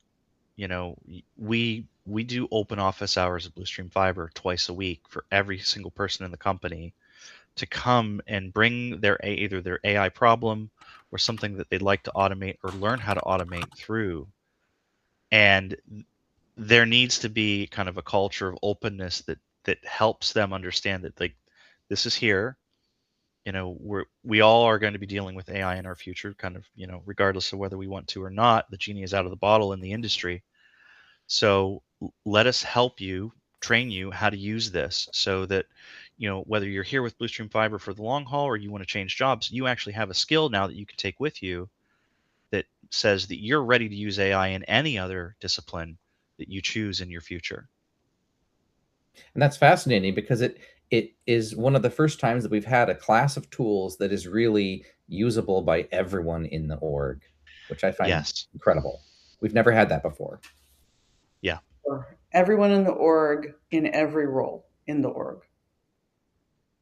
And as you train the LLM that you're using internally to do what it does, you can make it can actually then turn around and train your people. So back to that upskilling capability that we talked about, is now people hey, I want to do that. Well, now you can ask the AI, well, what skills do I need to do? Tell me what training courses I need to take. How can I get to that point? Think of the things that your people within your organization can do to better themselves or get to the new role that they want to get to. It's pretty amazing. Yeah. AI used to be how do I do A plus B? Right. Now you can go to AI and say, how do I plan to get to B from A? Teresa was talking about this and it brought up a really salient point. It's like our support guru at Bluestream Fiber, whether you've been here for 2 years or 5, gives you the same response if you're asking it to troubleshoot a customer. So if you're early on in your journey with Bluestream Fiber, there are guardrails and a helper there that explains why certain values mean certain things for a Calix piece of equipment or an Evolution piece of equipment and so on and so forth. Uh-oh. We don't hear you, Jeremy. Sorry, I'm having to mute myself because I got a little bit of a cough, but thank you. Quick follow-up question as we kind of pivot talking about the human skills to like skills and agents in the context of an organizational development. I really liked your idea of open office hours, but how are you finding, and maybe this is for both of you or maybe for you, Josh, how are you finding when you can encourage somebody to say, hey, there's that thing that we're seeing, it's being done too many times by hand, it needs to be turned into a skill, or even we've been asking the system the same questions and we're not really yet making that part of our organizational DNA. How do you encourage that curation? Because it feels to me like there must be some level of curation there. There's a little bit. So I created a couple skills for Bluestream Fiber for like troubleshooting, network inventory. A gentleman in Montana helped create that one. I helped create like a branding skill. But as people come to the office hours and we do a monthly like stand up, like here's what's going on with AI for the entire organization. We tell them about it. We tell them to come to the office hours and we walk them through it. So I will actually have that person share their screen, create that skill, and test it in front of everyone so that they see that it actually delivers what they're looking for. So literally like last 2 Fridays ago, we had someone from CARE that was doing analysis on call transcripts and trying to find and do pattern matching. And I was like, this is a perfect thing for a skill. Let's create it. So we handed it a transcript, explained what was in the transcript, and asked it to use that skill to find certain patterns to see if, what's coming out of this call. Why are these calls long, right? And it's because they're complex calls and these customers want to explain, everything. So now he has a repeatable process where he just drops in a file, invokes the skill, and gets an output in less than 6 minutes. So it feels like skill whisperer is going to be a new job description. Well, I used to think of GPTs like stables, right? You have a stable of horses and you're going to have to, go back and refactor them every so often. And now with skills has really changed the game. So workflow agents is coming up from OpenAI. We'll see how that changes it as well. Fantastic. Well, we've got just a minute or two left, and it's been really enjoyable being both a fly on the wall in this conversation. Thank you, Teresa, for hosting it, and Josh as well for participating. And I've really enjoyed conversing with you as well. Any last thoughts you want to share? Where you can be found, perhaps? I know we'll be sending out all the info, and this one didn't have a deck, so I thought I'd wanted to give you a chance to give a plug. Yeah, so I mean, we can both be found on LinkedIn, so that's the easy place to find us. You've got our names right there on the screen, so that's probably the easiest name. We're at I'm at Calix, calix.com, and we have our Agent Workforce Cloud, which is rolling out agents on a regular basis to our service providers to provide new capabilities to help them do their business, so and grow their business as well. So that's where I am. Josh, anything else? Yeah, so Bluestream Fiber, LinkedIn as well. I'll be at Fiber Connect next week. If any of you are there and want to spend any time, I'll be talking on a panel about scalability for AI and what the future looks like for that kind of infrastructure as it pertains to a lot of the MSOs that are building fiber today. And I'll be at Fiber Connect as well. So we'll both be there. So it'll be a great place to be for sure. I'll be there. I'll be there as well. Yeah, in a couple of weeks. Good. Looking forward to that. So we'll definitely have to catch up. And again, thanks for participating, and hope to catch you next time. Awesome. Thank you. Thank you both. Thanks. All right, so I'm going to go right on into our intros for Veronica and Matt. I'm going to see. Here's Veronica. I can see you and hear you. And here's Matt. Nice to see a familiar, friendly face, Matt. Quick bios. Veronica, Senior Product Manager at Gaia, where she leads workflow automation and AI product development. That's awesome. Before Gaia, she was at Meta, driving AI platform and governance strategy for frontier large language models, and has shipped machine learning products across the energy and B2B SaaS sectors. I can see a natural pivot into communications from there for sure. Holds a master's in computer science and has spent her career at the intersection of emerging technology and real-world operations. Welcome, Veronica. Thank you. Really stoked to be here. Matt, it's good to see you again. Founder and CEO of VistaBeam, which deploys wireless broadband systems covering approximately 45,000 square miles across Wyoming, Colorado, Kansas, and Nebraska. That's wild, Matt. I didn't realize it was that big. I knew it was big. Matt has been in the wireless broadband industry for almost 30 years and is a true innovator in the sector, founding board member and past president of WISPA, and also a member of BITAG, the Broadband Infrastructure Technology Advisory Group. And in 2025, VistaBeam was named WISPA's Operator of the Year. And Matt, I just love how you're willing to come on and share. I caught you at the NTIA conference recently. I really appreciate, that not just what you've learned, but that you're willing to share it. So welcome, Matt. Good to be here. Happy to help. I'm going to step back and let you folks take it away. And in about 15 minutes, I'll come back to help you out with a Q&A. So take it away. Awesome. Thanks, Jeremy. Hey, everyone. I'm Veronica. Super excited to partner with Matt. I'm from Gaia. We are stoked to tell you a little bit about AI today and how you can get started. There are our faces again. So first, kind of talking to our customers, VistaBeam is a customer of Gaia, thinking about like why kind of using AI and like getting started with AI can be a little bit tricky.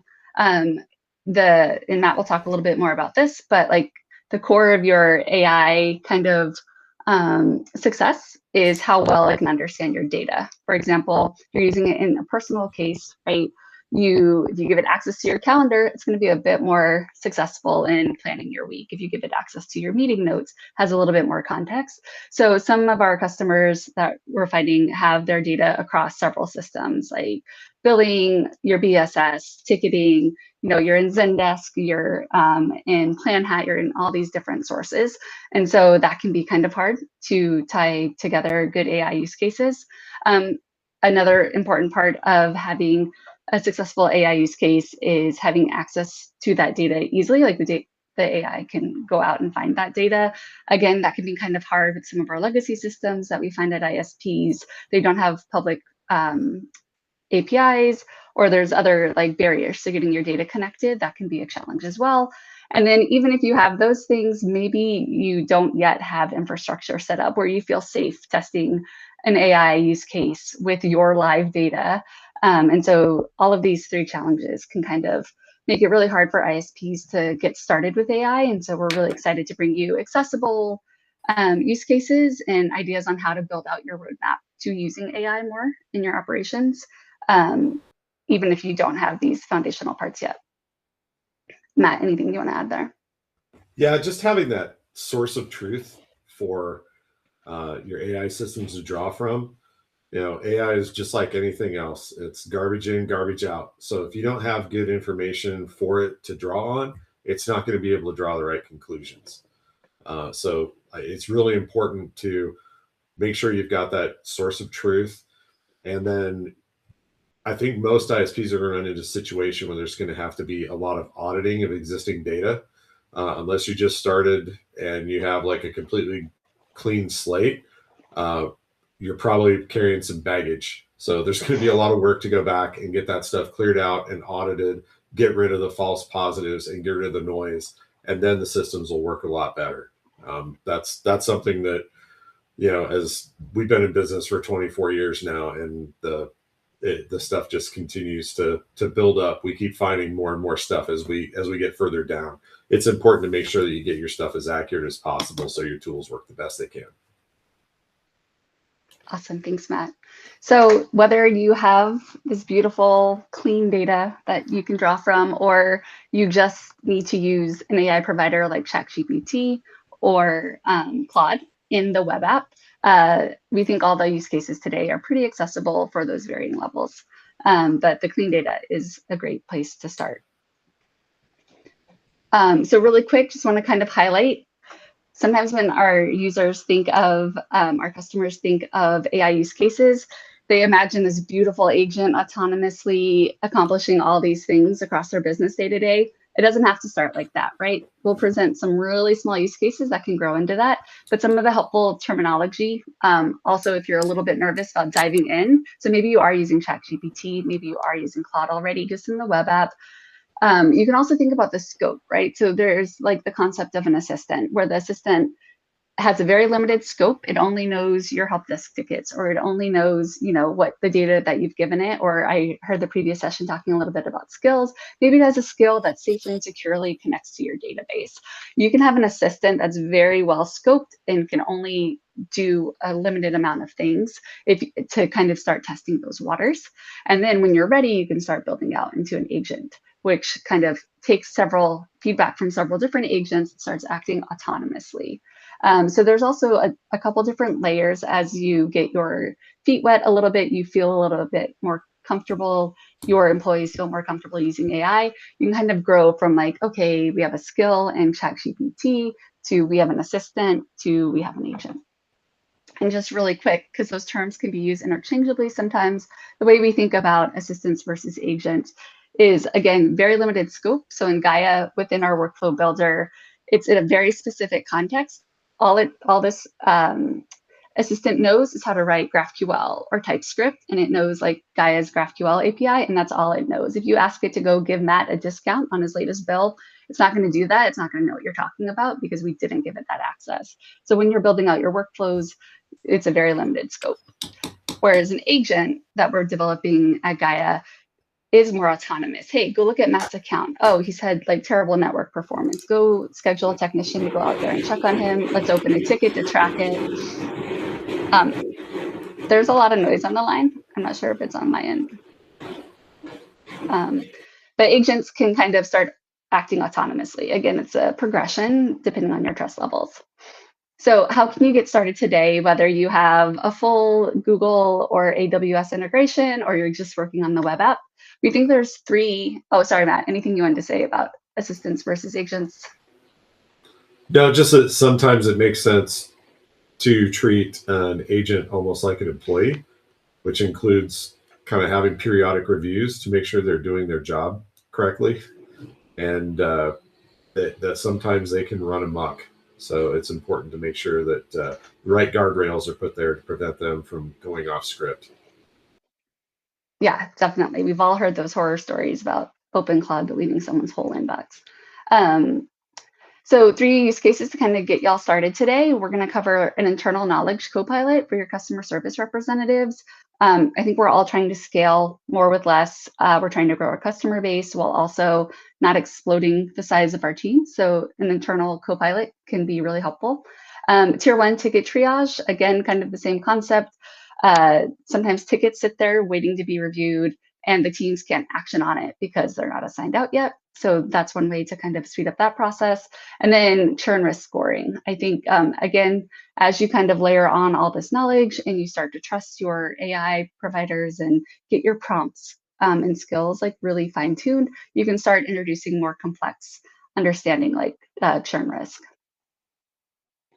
So thinking about like an internal knowledge copilot for CSRs, it can take a couple weeks to train up a customer service agent, but your problems are somewhat repetitive. You have a backlog of tickets. Ideally, you have a backlog of documentation. So what you can actually start to do is start giving that, even again, if you're on a web app, it doesn't have to be a cool assistant tied into Zendesk. It can just be, here's our documentation, here's our training guide. And then you can hand that kind of GPT off to, or that Claude project off to your CSRs to share, to kind of start interacting with it and say, hey, this is the question I got from a customer, what documentation do we have, etc. So in doing that, you can start making your CSRs quickly powerful. Again, like Matt said, treat it like an employee always. So maybe you can't just start a new CSR and send them off into the woods to answer questions. Have someone over their shoulder looking at responses. If there's a way you can kind of tie in to be able to review the responses, but even your customer service agents telling the AI provider, like, that was a great response, I'm going to use it, or no, that was terrible. The AI provider can start to learn what's a good response and a bad response based on the same data that you started with. So we think this is a really great way. It doesn't have to be complex or overly complicated or tied into your true data sources. You can just dump documentation, give it some prompts like, hey, you are a CSR agent at a leading ISP. Here are the types of people we serve. Here's the types of problems we tend to see. We're rural, we have a lot of weather problems. Or we're urban, we have like city construction issues. Any kind of context you can give it helps it address your questions better. You can also show it what's a good response versus a bad response. Like, hey, this is a really great response for a really common error. Do not ever suggest that they just like call back or try something new. So you can also, in your prompt, start tweaking it, or in your skill, if you develop a skill, start tweaking that response. Matt, anything you want to add? Yeah, go ahead. Yeah, I'd say one of the things is getting your knowledge base put together is really important, because that ultimately helps determine how well you're going to be able to scale, because that's the sort of thing you're going to use to train employees. You can also use it to train the AI. And that's one of the things we did is we created a big knowledge base of all of our processes and all the information we use for training. And we let our AI agents use that as the background foundation for how they would operate. So getting that knowledge base put together is really important, as a good first step. Awesome. And similarly to Matt's point, as you move on to more complex understanding and queries like tier 1 ticket triage, again, when tickets sit in a queue, just kind of waiting to be assigned, that's something LLMs are very good at. Like, I read this text and I can kind of sort out. If you give me the rules of which team it should be assigned to, I can start to parse that out automatically. And so you can see how you start tying together different pieces of these flows to get a little bit more autonomous, but it gets your teams actioning much quicker. So again, kind of download your ticket database, how they were assigned, what's a good assignment, what's a bad assignment, where are those tricky gray areas, and you can start getting your teams responding faster. And as we have here, you could even start to get your AI provider kind of starting to draft a response like, hey, Matt, I saw you're having this type of issue. We've started a work order, etc. Or you can even first have the AI kind of lay out next steps. Like, here's what we typically do for this type of ticket. Like, let's assign it to networking. Let's give networking some hints on like that customer's previous history, etc. So how good the AI is kind of depends on what you teach it, to Matt's point, like how you train it up, the documentation you give it, and then your feedback to that agent or assistant that you have for triaging tickets. But even if you're just operating from the web app, you can just dump a pile of tickets in and just say, okay, these 5 go to networking, these 5 go to billing. I can go make those changes in my system. Yeah, I've always wanted to have a one-click customer troubleshooter that would go out and run a set of tests to figure out what the source of the issue for a customer. And AI now makes that entirely possible to do, as long as you've got the right information, the right tools for it to be able to access. Awesome. And then finally, the holy grail, right? Churn risk scoring. This is a little bit more complex, but you can start, again, feeding in some of that ticket, some of the billing information, layering that data on top of each other, providing a good prompt, providing good evaluations, like going back and saying, good bot, bad bot, do some test runs, like Matt said, like make sure you're checking in on that performance. And you can start tying in billing knowledge and discounts and start identifying this is a risk. Here's what I'd suggest the next steps are. This is kind of level 201. But again, like recognizing that folks are at different parts of the journey, just kind of wanted to give you something, an idea of how you could build up your roadmap to start layering these steps on top of each other. Yeah, this is really a key. I've seen some statistics that say reducing churn rate is the best guarantee of growth. That when churn rate gets high, it's very, very hard to recover from that. So this is an important one to stay on top of, and remember that the AI is just another tool to try and make your customer happy. So you have to use everything you can to try and make sure that you can start to anticipate their issues rather than waiting for them to call in. Love that. I guess really quick, some common mistakes, starting with the model, like, oh, I have a Gemini model. I heard Gemini is really good at art, but not text. I need Claude. Don't worry about that in the beginning. Just kind of focus on the model or focus on your problem at hand. And like, where's the biggest like time shrink that we think could be automated or like that we could train something on so our humans can deal with more complex issues. So start with your problem always. And then, yeah, there are models that are kind of better at certain things. You can even within your own provider test the different levels of models like Haiku versus Sonnet versus Opus in Anthropic's infrastructure. Some perform better than others. You might not need like the coolest model to solve like writing an email to a customer. Like Matt mentioned, feedback loops are really important. You have performance reviews for your employees. You have someone overseeing your employees. You should do the same thing for a model. And then AI is really fun. It's really easy to get excited about AI, but like sometimes it's a rules-based thing and you don't always need AI. So just don't overthink how to solve the problem. There's cool ways to automate things that don't include AI. We're here to talk about AI and I could talk to you all day about it, but I do, sometimes when you have a hammer, everything looks like a nail.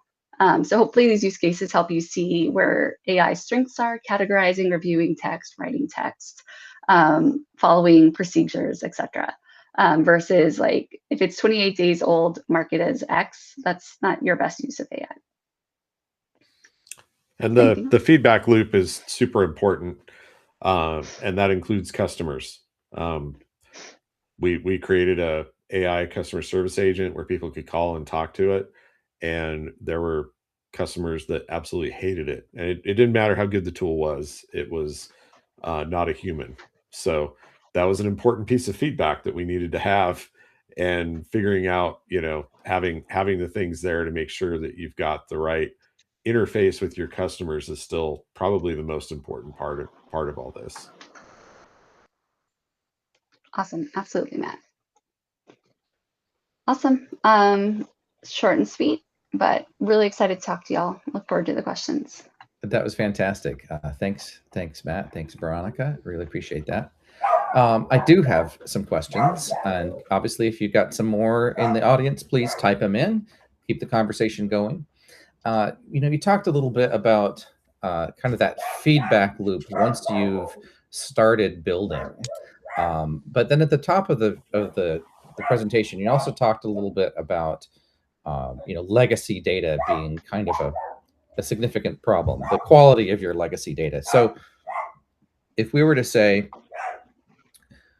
can we use AI to help us get our data into a state that we can use, and when do we know that it's good enough, or when do we know that we're ready to begin implementing AI, or is that not a binary process? Like, what's that journey look like as an ISP, getting all these disparate sources into a shape that can actually be turned into a product, if you will? There's a lot of gray area in there. You can still do a lot of useful things with imperfect data, but as you continue to refine your processes, that's where having the issues will start to come up. So AI is definitely very capable of going through large chunks of data and helping you figure out what you need to change. So you can use it for that. But I think a lot of it involves that iteration. And I guess one of the things I really like about AI is being able to iterate through a problem many times and continuing to refine the problem and refine the solution and getting better every time. So that I think is, use it to help clean up your data, and just to try and you're probably never going to get it perfect, but get it as close as you can. So if you were thinking to kind of go back to your slide there, Veronica, on probabilistic versus deterministic, is it better to deal with kind of these fuzzy areas, these gray areas by teaching the LLM that there might be fuzziness, or is it better to go back and improve the source data, or is that even a case-by-case decision? I think it depends, and Matt would love to hear your thoughts too. It depends on like how flexible your data system is. Like if you're like, there's no way I can't touch it. Like this infrastructure is ancient. There's no way. All I can do is like move forward. Then like teaching it what a bad data. So LLMs are good at detecting patterns. They're also very good at being confidently wrong. And so don't let it assume what bad data looks like. Say like, these are the types of things. Here's 100 rows. Here's what we found. And then it kind of starts detecting those patterns. You can just dump a bunch of data and it could tell you like, hey, here's where I notice things are different. And here's where I think you should go next. Tell it, don't give me suggestions. These are the things I'm looking out for. What should I do next? I think just giving it good guidelines and good boundaries and letting it detect patterns. If you know what it is, tell it, right? Don't make it guess, because it's going to be more accurate that way and you're going to move on a lot faster. Fantastic. Matt, anything on that? Nope, I think she nailed it. So what's like, you know, because you've come a long way on the journey toward integrating AI, and Veronica, you touch a lot of ISPs with Gaia there. So like, what's the smallest, like lowest risk thing an ISP could do like in the next 30 days to just get started with a meaningful process, like low hanging fruit, low trauma kind of a situation? Matt, you've been deep on the journey. Yeah, so I think probably for a lot of smaller operators, it would be kind of figuring out how to get that knowledge base put together and putting the information that you have and then running some customer responses through the process to see how to try and get it trained so you can figure out how to run the network better. I think there's a ton of benefit to having AI looking at the network management. I don't know if that's really an easy lift. It's really important that you use some kind of a network management system that is AI accessible. Otherwise, it's a lot harder to try and troubleshoot that stuff. I know we had multiple different monitoring systems, and we've kind of centralized on using Zabbix, and Zabbix is pretty good about generating data that AI can use. It's a little complicated to set up, but that was what we needed to get to be able to use ours. Anybody using Preseem has great data to look at on that. And then something that does exist entirely outside of some of this stuff, which is using it for business management. I can, like 2 weeks ago, I had no good luck whatsoever trying to use AI to build spreadsheets. And there was so much false confidence and information that wasn't quite right. And my wife spent a lot of time with Claude. She did some things to show me how to do that. And I built a huge, very complicated model that entirely checks out that I would not have been able to do without some outside help. And Claude just killed it, and did so much better than the other models. It wasn't even funny.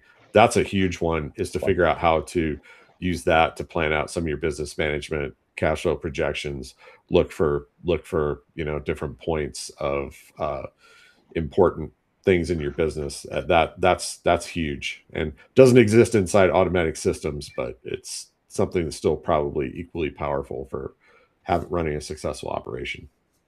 Fantastic. Well, thank you both. Any words on where we can find you, Veronica?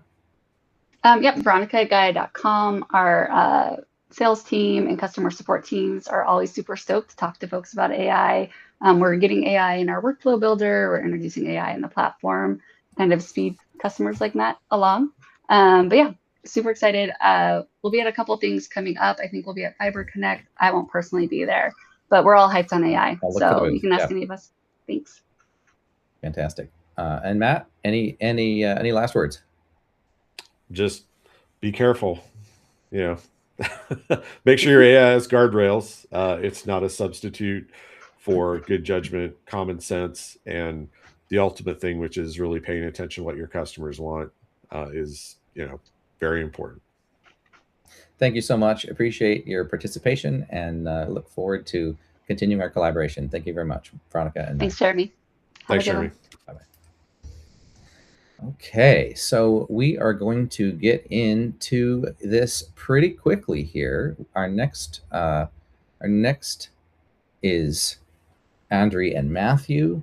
And just to reintroduce myself, if you've been joining late, I'm Jeremy Austin, Senior Product Manager here for Preseem. And I'm your host for today and tomorrow. And let's see here. Let's bring in Andre. And hey, Andre, how's it going?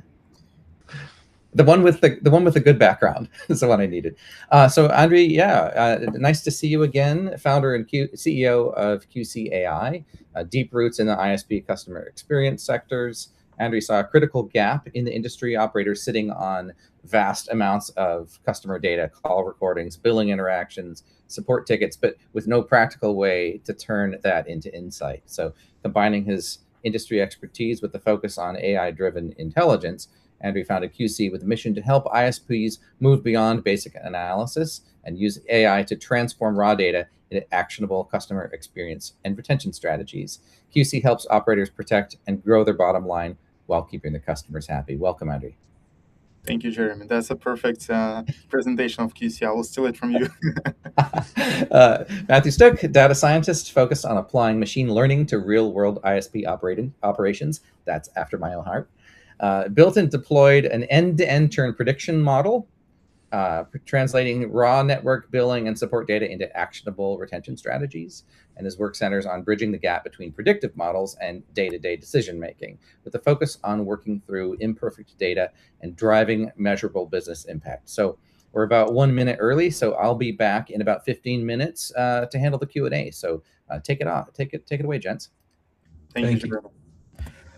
Yeah, so today we will show you, two sides of the same problem, and this problem is customer experience and churn. So Matt, he will start with sharing his experience and take you inside of one ISP specific case, and afterwards I will share what we see across many ISPs we work with and what's working, what's not from our experience. But first thing I want to start with a quick mess. So what we see and what we do with every operator on the call, and we do simple calculation, right? Because every time you implement a new product, new system, or even invest your own time to build new workflow, automation, or now use AI to automate something, right? You have to understand return on investment. And the best part, I believe, in telecom space is you can always find a way how to get good return on investment if you invest in customer experience and churn. Because if we look at these numbers and you have 10,000 subscribers and you have low monthly churn, about 1%, that's 1,200 customers a year, right? But obviously, we cannot say that they're all controllable and you can save them. Some of them they're not paying their bill. Some of them are moving out of the area. So let's assume, and we prefer to be pessimistic, and I prefer to be pessimistic in this when it goes to ROI. Let's say 5% is controllable. So your target is you can save 60 subscribers a year. And if you calculate the opportunity here, this 60 saves, it gives you $50,000 in recovered revenue a year, right? And then if you have 20,000 subs, just multiply it by 2. If you have 5,000 subs, you can run your numbers. But at the same time, I know that ISPs, some of them, they're looking to acquire other ISPs or sell their company. So if you think about this in enterprise value, it's even more, because we know these multiples, like private equities are paying now for subscribers. Let's say it's 5x. So enterprise value of the 60 saves is $300,000 at least. So from this perspective, you definitely can and want to invest in churn reduction. But the question is how you can identify the 60 customers. And I think Matt will share a good example in his experience how you can actually identify these customers. Thank you. All right, so reactive retention is a great tool and a really important tool. But when that's all you have, it kind of feels like you're fighting a losing battle the whole time. A lot of that is because we use tenure thresholds. So we'll call people a certain amount of time, like after they are installed. And that doesn't necessarily always line up to when they start experiencing issues, because it's kind of what the operator does, but it doesn't line up with their timing. So support ticket triggers are another one that we use. But those, we find that most of our people that cancel either have never called us or haven't called us in 6 months. And so by the time they're opening a ticket, they've decided to cancel. Surveys are another issue. So a lot of times you only hear from the loudest people, either the people that are the most happy with you or the most upset with you. And those ones are hard to intervene on because they're so upset with you, they don't really want to stick around. So that's kind of why we built the model. So our model, we take a few different data sources. So we're looking at primarily our router data. So that's kind of the in-home Wi-Fi. Is that working as planned? The radio telemetry data. So is the signal strong? Are they dropping off often? Are they, is their radio just restarting all the time? So those are the two driving factors in the model. And I like that because it means that the customers that we find are actually the customers that are experiencing bad service. So they're the easiest to actually intervene on and fix. So support tickets is another one we use. We look at the volume over a given amount of days, and we also look at the specific tickets. Are they logging tickets for outages, slow internet, things like that? We look at the specific ones. Another thing we do is billing data. So we're looking at invoices, price per megabytes, things like that. And then FCC competitor availability is a big one. So we break that down by zip code, and the FCC tells you what percentage of that zip code can achieve a given speed from any provider. And that gives a lot of competitive context. And so context is kind of the main thing in this, because if you took just one of these data sources, you wouldn't really be able to find a meaningful signal to predict when somebody's going to cancel. And even if you took just 2 or 3, you probably want to be able to find one either. But the signal comes from when you combine them all. The model can learn the context and like what kind of causes somebody to churn, what combination of factors cause somebody to cancel. So whenever we operate on maintaining our top 100 list, so the top 100 customers that we flag as the highest risk, those are customers that we contact. So right now we're looking at our list is about 5 times better than random. However, this is kind of a conservative estimate because we had a pipeline issue with the data. It wasn't coming through super well. And it kind of caused a lot of weeks to be pretty bad. But then as that got fixed, we're now like pushing past 5 times. But at the same time that we're pushing past 5 times, we're intervening on not all 100 customers, but we're intervening on customers. And that's kind of causing it to look like there's less churners being found. So which is a good sign. But so that's probably closer to like 5-6 times random. So to put that into perspective, if you called 100 random subscribers and your churn per month is about 1 to 2%, you're only going to find 1 to 2 churners. But if you have this list that's now 5 to 6 times better than random, you're finding somewhere between 5 and 12 churners every week.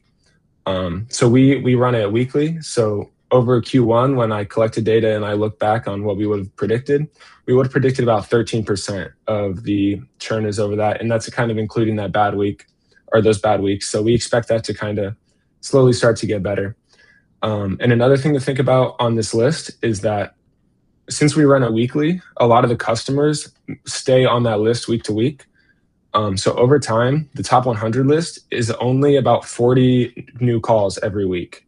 So that's a lot of bang for your buck, basically, on the calls. Not too many calls, a lot of saves. So that kind of, I hope to expand our list down to like top 150, top 200, maybe even top 500 at some point. And as you expand farther down that list, we see the times better than random gets a little bit worse because it's kind of a broader search. But you do start to find a lot more churn. You cover a larger percentage of it. And so that's kind of where you as an operator would want to sit down and figure out, all right, what is our capabilities?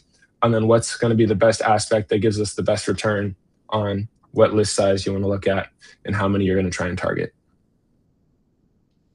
So like I said, this is a weekly process. So I wake up Monday morning, I run the model, and then I pass that off to the retention team. So what I use is a model called XGBoost, and that gives us, they're called SHAP values, and that's basically what is important for that certain customer. What did the model look at that told them that they were probably going to churn? So I include that information when I pass that to the retention team, and they make calls, and they're primarily just calling, hey, like, how's your service been? Is everything all right? And they just check up low cost calls. And then they take notes, and I look at a lot of those notes, and a lot of what we see is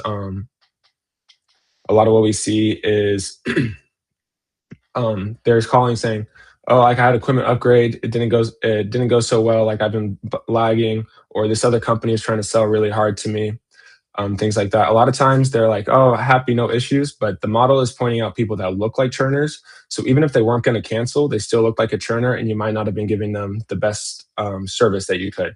So that's kind of one of the benefits of the model. Then I measure it, see how well we were doing, and then I retrain it for the next week and send that to them. It's kind of we just continuously do it. So that's kind of just how we do it. I know Andre works with a lot of other ISPs, so I'll leave it to you, and you can see how it works for the rest of them.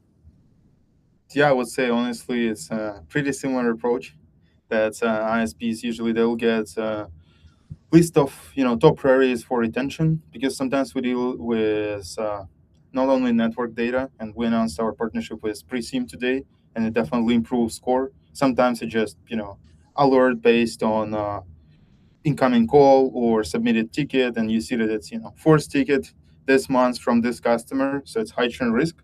So we'll have a retention queue similar to what you built, but updated in real time, and then retention manager act based on this data explanation why customer has high churn risk.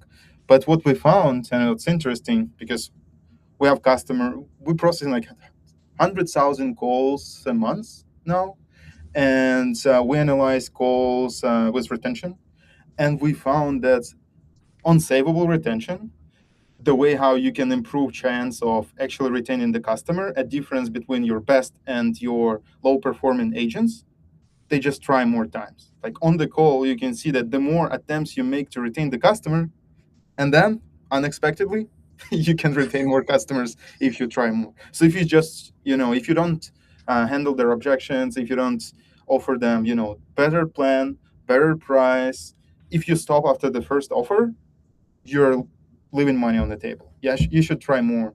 You should call back, and then there's a chance you can retain this customer. And yeah, it's a huge difference between agent performance and saving. So again, same as with sales, retention, it's a process. You have to, maintain this process. And then I would say that we found that prediction might be the easy part of churn, because once you predict, then you have to establish process to actually have someone who go and save this customer. And that's also interesting part, that people that are scared of AI taking their jobs. But what we see from our experience, once you implement this retention tools or customer experience platform, you actually have new work to do. And instead of manually listening to calls, reviewing tickets, now you can actually, go and save these customers, because you have to, pay attention to this. So don't be scared about AI replacing your job, at least, especially with customer experience platforms. And churn, you will have more work to do, but it's more productive and fruitful. Yeah, so we prepared for you, one thing we want to take you back and discuss with your team on Monday. Like, Matt, what's your take-home exercise for our audience? I would say just collecting your data and like storing that, because what I see a lot of times whenever I'm like kind of online looking at like what are other people doing to look at their churn and analyze their churn, a lot of times they're only taking the data from the churners, so they're finding out which groups are churning, which things like that. But that's like okay, it's like no, it's good to know there's a time and place for that, but that makes it really difficult to act on, because what a churner looks like, but also there's a chance that it's your churner just looks like the rest of your network. So you're going to have a hard time picking them out from the group. So kind of collecting both on your current customers, the ones that stay and are happy, and the ones that cancel, collecting them both and using a model to determine what is the difference between these customers. Yeah, that's what I would do. That's a good point. And from my side, I would say that definitely don't build models or don't implement retention tools until you know who will actually own this process. So first define who will do it. And usually it's, you can see from the analytics, it will be one of your best, sales managers, or sometimes it's your QA manager will start doing retention work. And actually important part, we touched this at the beginning, like ROI. As you can see, if you have 10,000 subs and 1% monthly churn, you have opportunity to retain 50,000 in revenue per year. And right now, because of AI, it's getting cheaper, it's working faster, you have more tools available, you can get churn prediction, every ticket analyzed, every call analyzed, and it will cost you less than $1,000 a month. Like it's, you invest 12,000, you get back 50,000 plus all this visibility and automations. So I would say it's no brainer. Like it's cheaper to implement than not to implement these tools. And now it's time to answer questions. Fantastic. Really enjoyed that, both of you. Thanks for sharing your process there, Matthew, and Andrew. Some really fantastic intelligence from the from the data that you've got. I have a question about that, and this is really, you talked about the unsavable folks. People lie about the reasons why they leave. What how much do you think that affects how you analyze the churn? Are you able to detect approximately what percentage of people are lying? Because I know, like, mathematically there's a way to do it, but is that something that you've tried? Maybe I'll start with you, Andrew, first. Yeah, I would say that it's definitely challenging to predict if person is lying to you or not. If they say that they're moving out of the area, like there's no way to confirm this.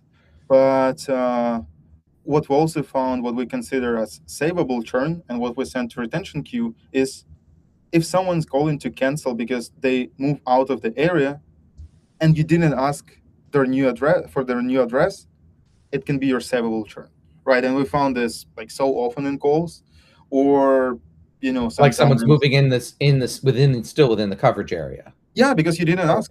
How would you know if you can offer internet to this customer or not? Yeah, so it's you don't even have to lie to miss this opportunity to retain the customer sometimes. Do you find that there's a similar like if you have somebody who is kind of doing the hard sell on the retention side, that that they end up eventually churning anyway? Or are you've looked at this over a long enough period of time to see, like, if you saved somebody and you've taken care of them, made sure that they're not a churn risk, like Matthew's, your concerns there, you don't want just to convince them to stay with you, you want to actually solve their problems. Do you find that that's a risk at all, or is that that you really need both of those processes hand in hand? Actually, it's interesting because we were working on a case study. We'll publish it soon with one of our customers, and we had 1 year of analysis for them, and we rerun scoring on every saved customer, and we found that out of 1,200 customers they saved, only 5 or 6 still canceled after they retained them. 5 or 6% or 5 or 6 total? 5 or 6 total. Oh, that's very good then. Yeah. Okay. So it doesn't seem like this is a high risk thing then. Yeah, but they might appear in the retention queue multiple times, right? If you call about the issue, someone calls back, calm you down, explain that we're working on this problem, it's a fiber cut, whatever. Are you tracking that in your model, Matthew? Because I know you're talking about looking back, tracking which part specifically? Like near misses. Near misses. So we haven't actually started operating on the model as much as I would like, but we started kind of late March. Nobody that we've contacted has canceled yet, but there are a lot of people, they didn't quite get down the whole list. There was like a lot of customers still left on the table, but nobody that we've contacted has canceled over the last month or so, month and a half. Fantastic.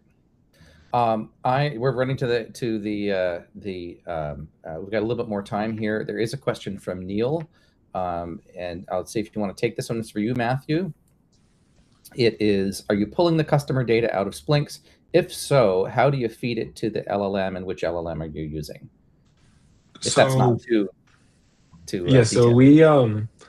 I pull the data from a bunch of different aspects. We have our own homegrown system that's kind of like Splink's called Norm. So I do pull that, but I'm sure Splink's has a lot of the same data. I know we use that one as well. So we put all of our data, it goes into a reporting console to make it really easy for our data team to access efficiently. And I don't actually use an LLM. I use what's called XGBoost. So it's basically, it's kind of like right tool for the right job. Like this is like a classification problem. You're trying to determine, is somebody a churner? Is somebody like going to retain and stay as a customer? LLMs are more for like talking and logic, but this is just like a classification problem. So it basically just makes a bunch of trees. Then it does there's a lot more complicated math in there that it does as well. But yeah, it just takes the data, breaks it down into a bunch of trees. It actually trains really fast, so it doesn't take that long to train. The hardest part is just the quality of the data, making sure you have the right data, making sure you're not like leaking any data, like helping the model cheat, because then in production it's not as good. But yeah, it's called XGBoost. It's a fairly simple, or not simple, but it's fairly easy to use because the Python libraries and things like that. That the LLM is good at that, driving the libraries. Awesome. And then one last question here, because you talked about how your old method involved NPS surveys. Maybe you talked about that some too, Andre. But for you, Matthew, because there's a relatively low response rate on that, have you left that out of your model because you're just unlikely to have it as a signal? I don't have that in my model because I don't have like that historic data in there. So basically I only train on, we look like only 30 days back. And then we include like a few different like weeks of that. So I don't have that data from like all the time. So I don't use that in my model. But we're gonna take one more. There's a question from Tommy Krogan, and this might be for both of you. Maybe start with an Andre, which is, when you give ownership of a retention program to someone, what do they need to be successful? I would say that from our side, we found that we want to force customers to be successful. So we integrate with whatever platform they use. We send alerts to teams that this customer has high churn risk, so you can act immediately, and the entire management team see this, right? So you own this process. We keep list of active customer for proactive retention process. So we kind of build UI and process around the platform, so you're forced to act, right? Because otherwise you'll just have another data silo like spreadsheet or platform. You never open it, and you never know that you have customers to retain. And Matthew, so it's early days yet, but you are seeing some successes from it. I mean, do you have a vision of what it's going to take for this program to be successful? I'd say the number one thing is just being able to communicate to them like the benefit and like the actual numbers of like, the numbers don't seem super high, but over time they add up to a really significant amount. So just getting them to believe in that process and understand it is kind of the main thing that can drive a lot of success in that. That's fantastic. Yeah, I had a large ISP tell me that they really, they could set as an achievable goal 0.2% of reduction, and that was enough to determine the profitability, because they were pretty close to where they wanted to be. So it's not like it necessarily has to be, we've got to cut our churn in half. And I loved your numbers there, Andre, and saying, hey, if you just do a little bit of this, you can pay for all of this work that's going to bring you in a lot of revenue. So we do have to head on to our next session, but I really want to thank you both for participating. It's been fantastic having you, and hopefully this is not the last time. Thanks, Andre, and thank you, Matthew. Thanks for having us. Thank you, Jeremy. Fantastic. Have a great day. Yeah. Okay, we've got a little bit of time here for the intro. I'm going to be introducing my colleagues now. We've got Scott and Dan, and so this is going to be a fun for me, right? I get to see you guys every day. Here we go. Scott's our Chief Technology Officer and co-founder of Adderlow Networks and Preseem. Scott's responsible for the technology direction of Preseem and managing the intellectual property of the company. Scott's been working in the network equipment industry for over 20 years. Before Preseem, Scott was a senior architect at Sandvine, also there in the Waterloo area. We contributed to many innovations across all product lines and met the fellow Preseem co-founders, Dan and Garrett. Scott has several patents and a degree in computer science from the University of Waterloo, right down the road. Dan is our CEO and also co-founder at Adderlone Networks with Preseem and a self-proclaimed networking geek. Dan, you sure are. You said it, not me, but it's true. Dan's marketing knowledge and expertise. Yeah. Dan's market knowledge and expertise have been informed by almost 25 years of ISP industry experience, including 3 years as the owner and operator of an ISP and 13 years on the board of directors for a local provider there in Ontario. So as CEO, Dan is focused on providing the best tools and analytics to the ISP community to help them gain and retain customers by measuring, analyzing, and improving subscriber QoE. So welcome, Dan and Scott. Great. Thanks, everybody, for joining. It's been lots of really interesting sessions today. We started at the super high level, kind of like what AI is and how it might impact the broader industry as a whole. Kind of proceeded from there to use cases and specific use cases, how it might be applied in the business side, on churn, retention, et cetera. So what we're going to do now is go a little bit lower than that. We're going to talk a little bit more on the kind of implementation side, but not in the sense of code, but more architectures and what we think is necessary to be successful building agents, specifically like AI agents related to ISP networks.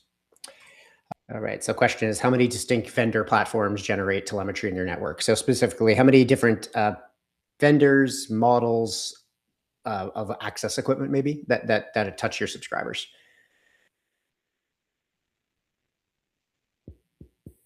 That could be things like APs, point-to-points, backhauls, home routers. Yeah. Started off low, but it's getting higher.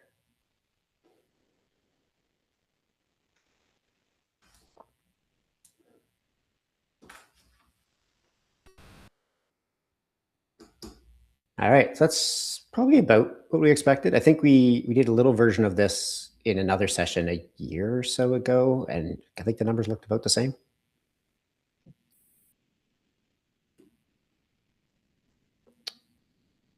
All right, can we get the slides back up, please? Perfect, thank you.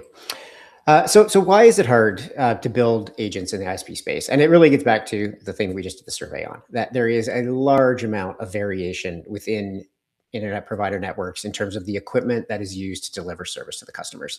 And this happens for lots of reasons. Many of it is just technology change over time. New AP models, new LT models come out and you adopt the most recent technology. Of course, there's been a big shift from single access technology ISPs to having multiple access technologies. And then maybe the one that drives a lot of this now is acquisitions as well. It might be a ISP that's focused on a specific OLT vendor, you buy another ISP, uses a different OLT vendor, and suddenly you've got multiple pieces of equipment in your network, and you need to find a way to pull all that data together. So of course, there's lots of benefits to having many vendors in your network, using the right tool for the job at hand. Really a big strength for regional ISPs. Use fiber where it makes sense, use fixed wireless where it makes sense, use back-to-back or point-to-point radios where it makes sense. Also gives you a lot of flexibility on the supply chain side. I think it's easy to forget how painful supply chain was just a few years ago in COVID, even though it feels like it was forever ago now. But if you only have a single vendor for your next fiber build or your next tower build, that's not a good spot to be if they can't give you inventory. It's also not a great spot to be from a negotiation standpoint as well. But all this complexity has a lot of impact on the organization, has a lot of impact on the people inside the organization. So people, generally network operations and support, we'll talk about more broadly here, they need to know a lot of stuff. They need to know how all the different equipment works. They need to know how the different access technologies work, that something in one platform doesn't mean exactly the same thing as the other platform, even though they share the same name. And the result, as we touched on in another session, is slow onboarding. It takes 6-8 weeks to get an L1 support tech productive. And even on the network operations side, where people are more technical, it still is a lot of information to learn, and it takes a long time to get to root cause. So lots of benefits, but big impact on the people. And this also has a big impact on building agents, and for almost all the same reasons. So things with same names but different meaning really are very confusing to LLMs. Can you imagine if you had to build a prompt for an LLM that it kind of explained all the little tweaks and quirks of like each model and what bugs exist in which particular firmware version, all those kind of things, really gets crazy complex. And that's, of course, if you're doing it like context management side. I mean, if you're going to train a whole model, you're going to need an enormous amount of data to do that. And the more data you give LLMs specifically, when taking it back to agents, the harder they are to control and the harder they are to make reliable. So what are the paths to impact this? And really the solution space looks a lot like it does for people in how you can actually manage this complexity and build productive, capable, reliable agents. And fundamentally, that just comes down to because it's the same concepts, right? We're trying to abstract away and hide a lot of detail, just like we do for people. So they don't have to learn anything. Same thing. So the LLM doesn't have to learn anything. And one way to think about this, if you haven't seen this talk, this Software in the Era of AI, it's from last June, really, really good talk. But one of the things he talks about is LLMs are kind of like a new type of software. He calls them stochastic people spirits. And really it's a computer trained to think and act like a human. So it's maybe not surprising that the same techniques we're going to apply to make humans productive and not have to learn everything in the whole operation are also going to apply to building successful agents. So that implies building kind of a layer that currently doesn't exist. Scott. All right, so lots of people in the industry right now talking about AI for ISP support, AI for other ISP functions. So we've got chatbots and agents and voice agents and automation and lots of demos flying around and everyone connecting AI to their NMS, their ticketing system, calling it AI for ISPs. And you see a lot of things that look really good in demos because the demo data is curated data.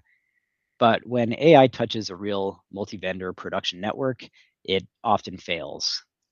And we'll show an example of ours failing later. But the reason for this isn't the LLM. The model is fine. The reason is what the model has to read, what we're giving it to work with. And so that's what we're going to spend the rest of this presentation talking about. So where does the data that we give to the LLM come from? Well, we're talking about network data. Ultimately, it's from equipment running in your network or in the customer premises. So sometimes there's nothing that keeps historical data for these systems. Many of the NMS and cloud systems, and certainly the devices themselves, are really only keeping current state. And even some of the cloud systems where you can log in and you have a nice picture of historical results over the past month, only expose the current state via their API. So of course, AI doesn't typically look at the web browser. It's using the API to get data. So that means the AI can't see historical data. So in developing our AI platform in Preseem, we've come across many sort of crippled APIs, many cloud systems that don't expose APIs at all yet that might have perfectly good user interfaces for people. And we've also come across a variety of ways that we've had to extract data from network equipment. Some equipment supports SNMP, some support HTTP or GNMI or other proprietary APIs. Still others, we have to resort to CLI scraping over SSH. We've all been there. So before you can even think about giving AI good data to work with, you have a data acquisition problem that you have to solve. So here's an example that ties some of this together. This is a real output from our AI assistant during some early development a few months ago when we were kind of still very much learning some of these lessons. So you can see this is something that might look like a reasonable diagnosis at first glance. So a tier 1 CSR looking at this might say, hey, this looks good. I'm going to run with this and try to upgrade the firmware on this home router, which would be kind of unfortunate because it turns out that this home router system is a Mercu and it's managed as a fleet. So every router in this entire system was running this outdated firmware version, what the LLM decided to call outdated. And so obviously the firmware version is not the cause of this customer's pain. Also, it says, oh, 87% memory utilization. So the LLM says, oh, that's bad. But actually, that's just pretty average for this fleet of routers. Again, not really causing any problems. Maybe a higher memory utilization might be a problem, but this is definitely a false positive result. So what we learned from this very clearly is that the tooling and the data layer really needs to do a bunch of domain-specific interpretation of data before it just returns this raw data up to the LLM. And ultimately, we fixed this by, first of all, removing the firmware version from the data we give to the LLM. We decided that wasn't a useful signal for it. And for the memory, we decided that that could be a useful signal if it was much higher. And we added a field called memory warning that we returned, as well as the memory usage percentage that said whether this was actually considered a problem or not. And I think we set that to 95% in that case. So this is an example of how we learn not to just pass up a bunch of sort of potentially useful data from the APIs available to us, and also how we learn to add judgment in our tooling layer to data that could be more actionable to the LLM. Another example that's probably worth mentioning is how we assess problems with wireless links in Preseem. And this is something we've been doing for a while, but it proved to be very useful to LLMs as well. So if we take a simple approach of just passing some raw data like the received signal level, the RSSI of a link up to the LLM, that's generally not good enough for the general case, because different ISPs have different climates, different humidity in the air. They're going to have different thresholds where the RSSI may actually be a problem. They have their own different company policies. So the LLM's not generic enough to work on that. Also, sending up modulations and link rates isn't useful on its own, because different radios and different configurations are going to have different capabilities. So what we do in Preseem is, first we analyze this data in our data store. We benchmark it against the specific radio model and configuration across our entire customer base. And then from that, we pass up a normalized RF score so that the LLM knows whether the link is good or bad. It doesn't have to figure it out on its own from the raw data. Probably the key thing there, that's actually, maybe we could talk about both of those cases, is turning that raw data into something that is actionable to the LLM actually required a lot of raw data to figure out what those thresholds should be. And in the case of the score, how to build a score. But on the router side, if you didn't have enough samples, you wouldn't actually know where that problem memory usage line exists. Yeah, it's like one of the previous presentations was saying about, like, you need to do some non-LLM work, statistical work, before you actually pass that data up to the LLM. So layer one, the data layer. So you need to acquire what isn't given, persist that history that vendor APIs sometimes throw away or don't expose, normalize across the vendor mix so that the same number means the same thing, whether it came from a Cambium or a Tirana or a Ubiquiti ONT or a Nokia. And then the output of this layer is data that means the same thing across every vendor that the LLM can work with. And I think we have another survey following this slide.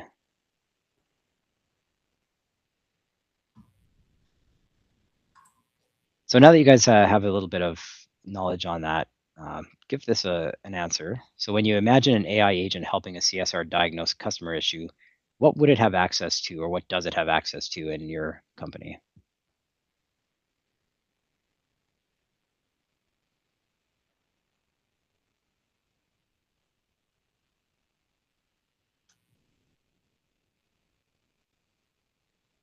Kind of feel like you kind of gave away the answer. Oh, it's not about the right answer. Yeah. You can be honest. Yeah.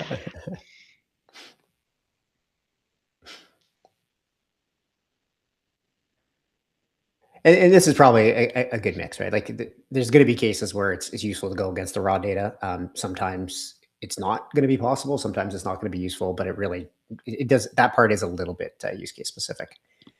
It's interesting. The number 2 option there is winning by that much, the normalized data layer. Interesting.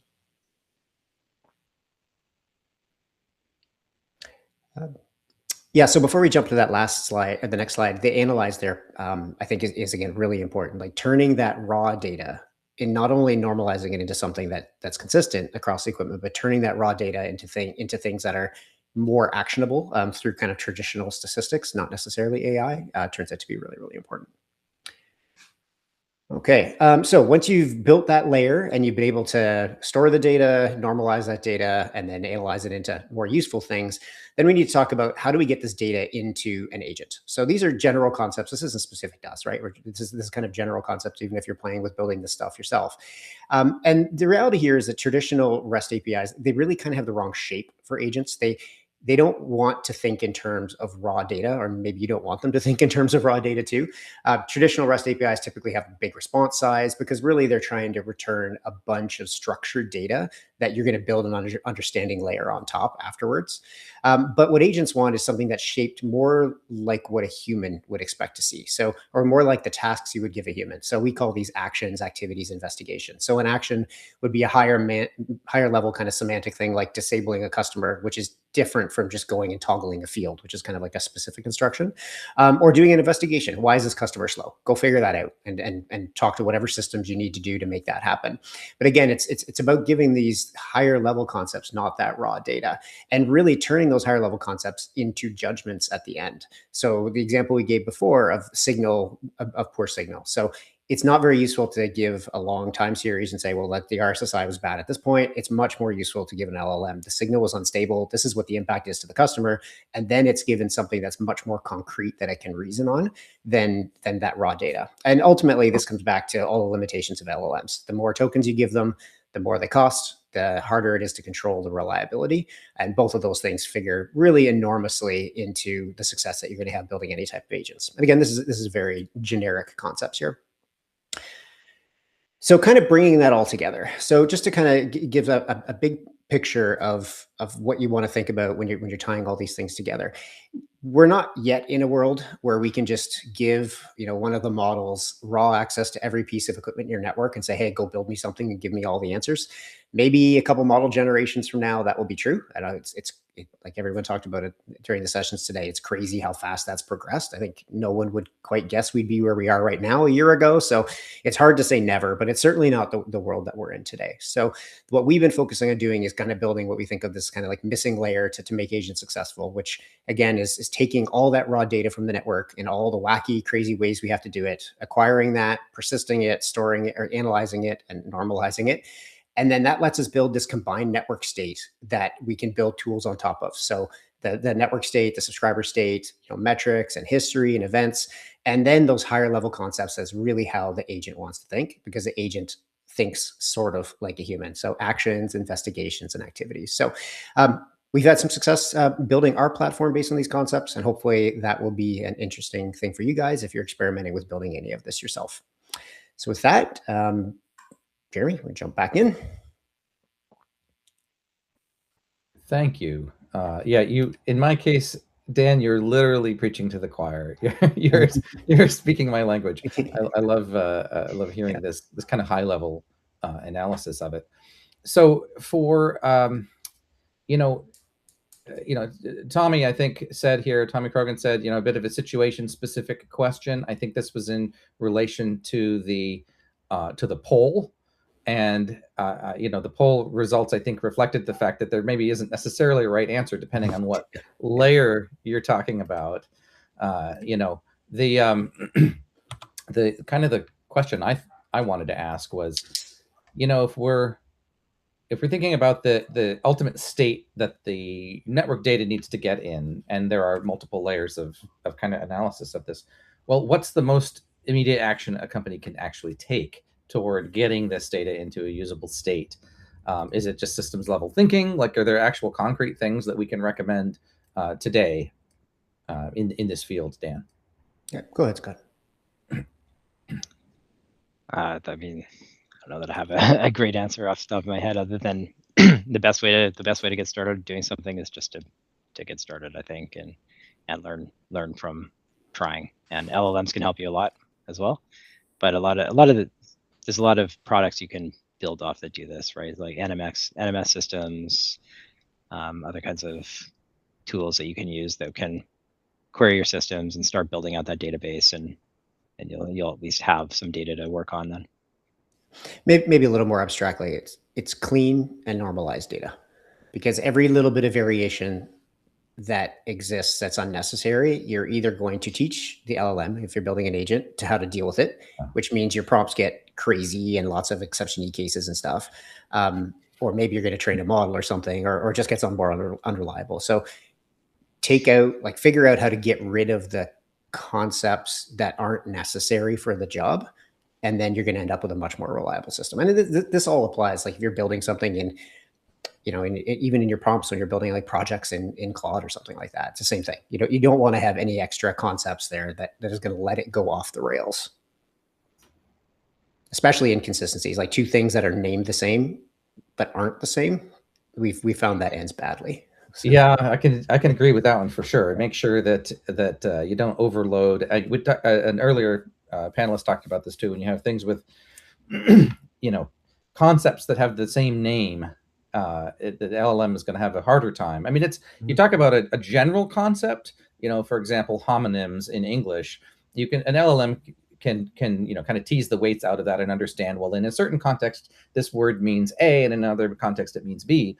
But when you're dealing with a limited context and not thinking about global knowledge or thinking about a very specific, use case, like here are all the processes within this ISP, then you really want to make sure that it understands, the precise terminology. Make sure you got all your terms defined for sure. Mm-hmm. We have that as humans. We have got that problem already as humans. Right? Yeah. What I liked about the last session too was just the emphasis on not everything has to be like done with an LLM. Traditional machine learning, traditional statistics go a really long way to getting answers out of data, and the LLM is best suited for when you're trying to interact with humans or process human generated output, not machine data. It's not the right tool for that job. So yeah, throwing like a giant dump of all your SNMP polls from a radio at an LLM, I've never seen that turn into anything useful. Yeah, for sure. Let's see. Do we have any last questions from the audience? Get them in if you have them. I think we're good. We're getting close to a wrap on today. I do have a summary. Any last thoughts, Dan and Scott? Nope. Clean data. Don't always use LLMs. Yes, LLM is not always the right tool. Yes. Okay. So yeah, this is a wrap on day one of the Proactive ISP Virtual Summit. It's our first and hopefully not our last. Thank you all again once for attending. Dan, Scott, and I have been looking forward to putting this on, and along with the rest of the team that's helped us out here, and all of our many speakers.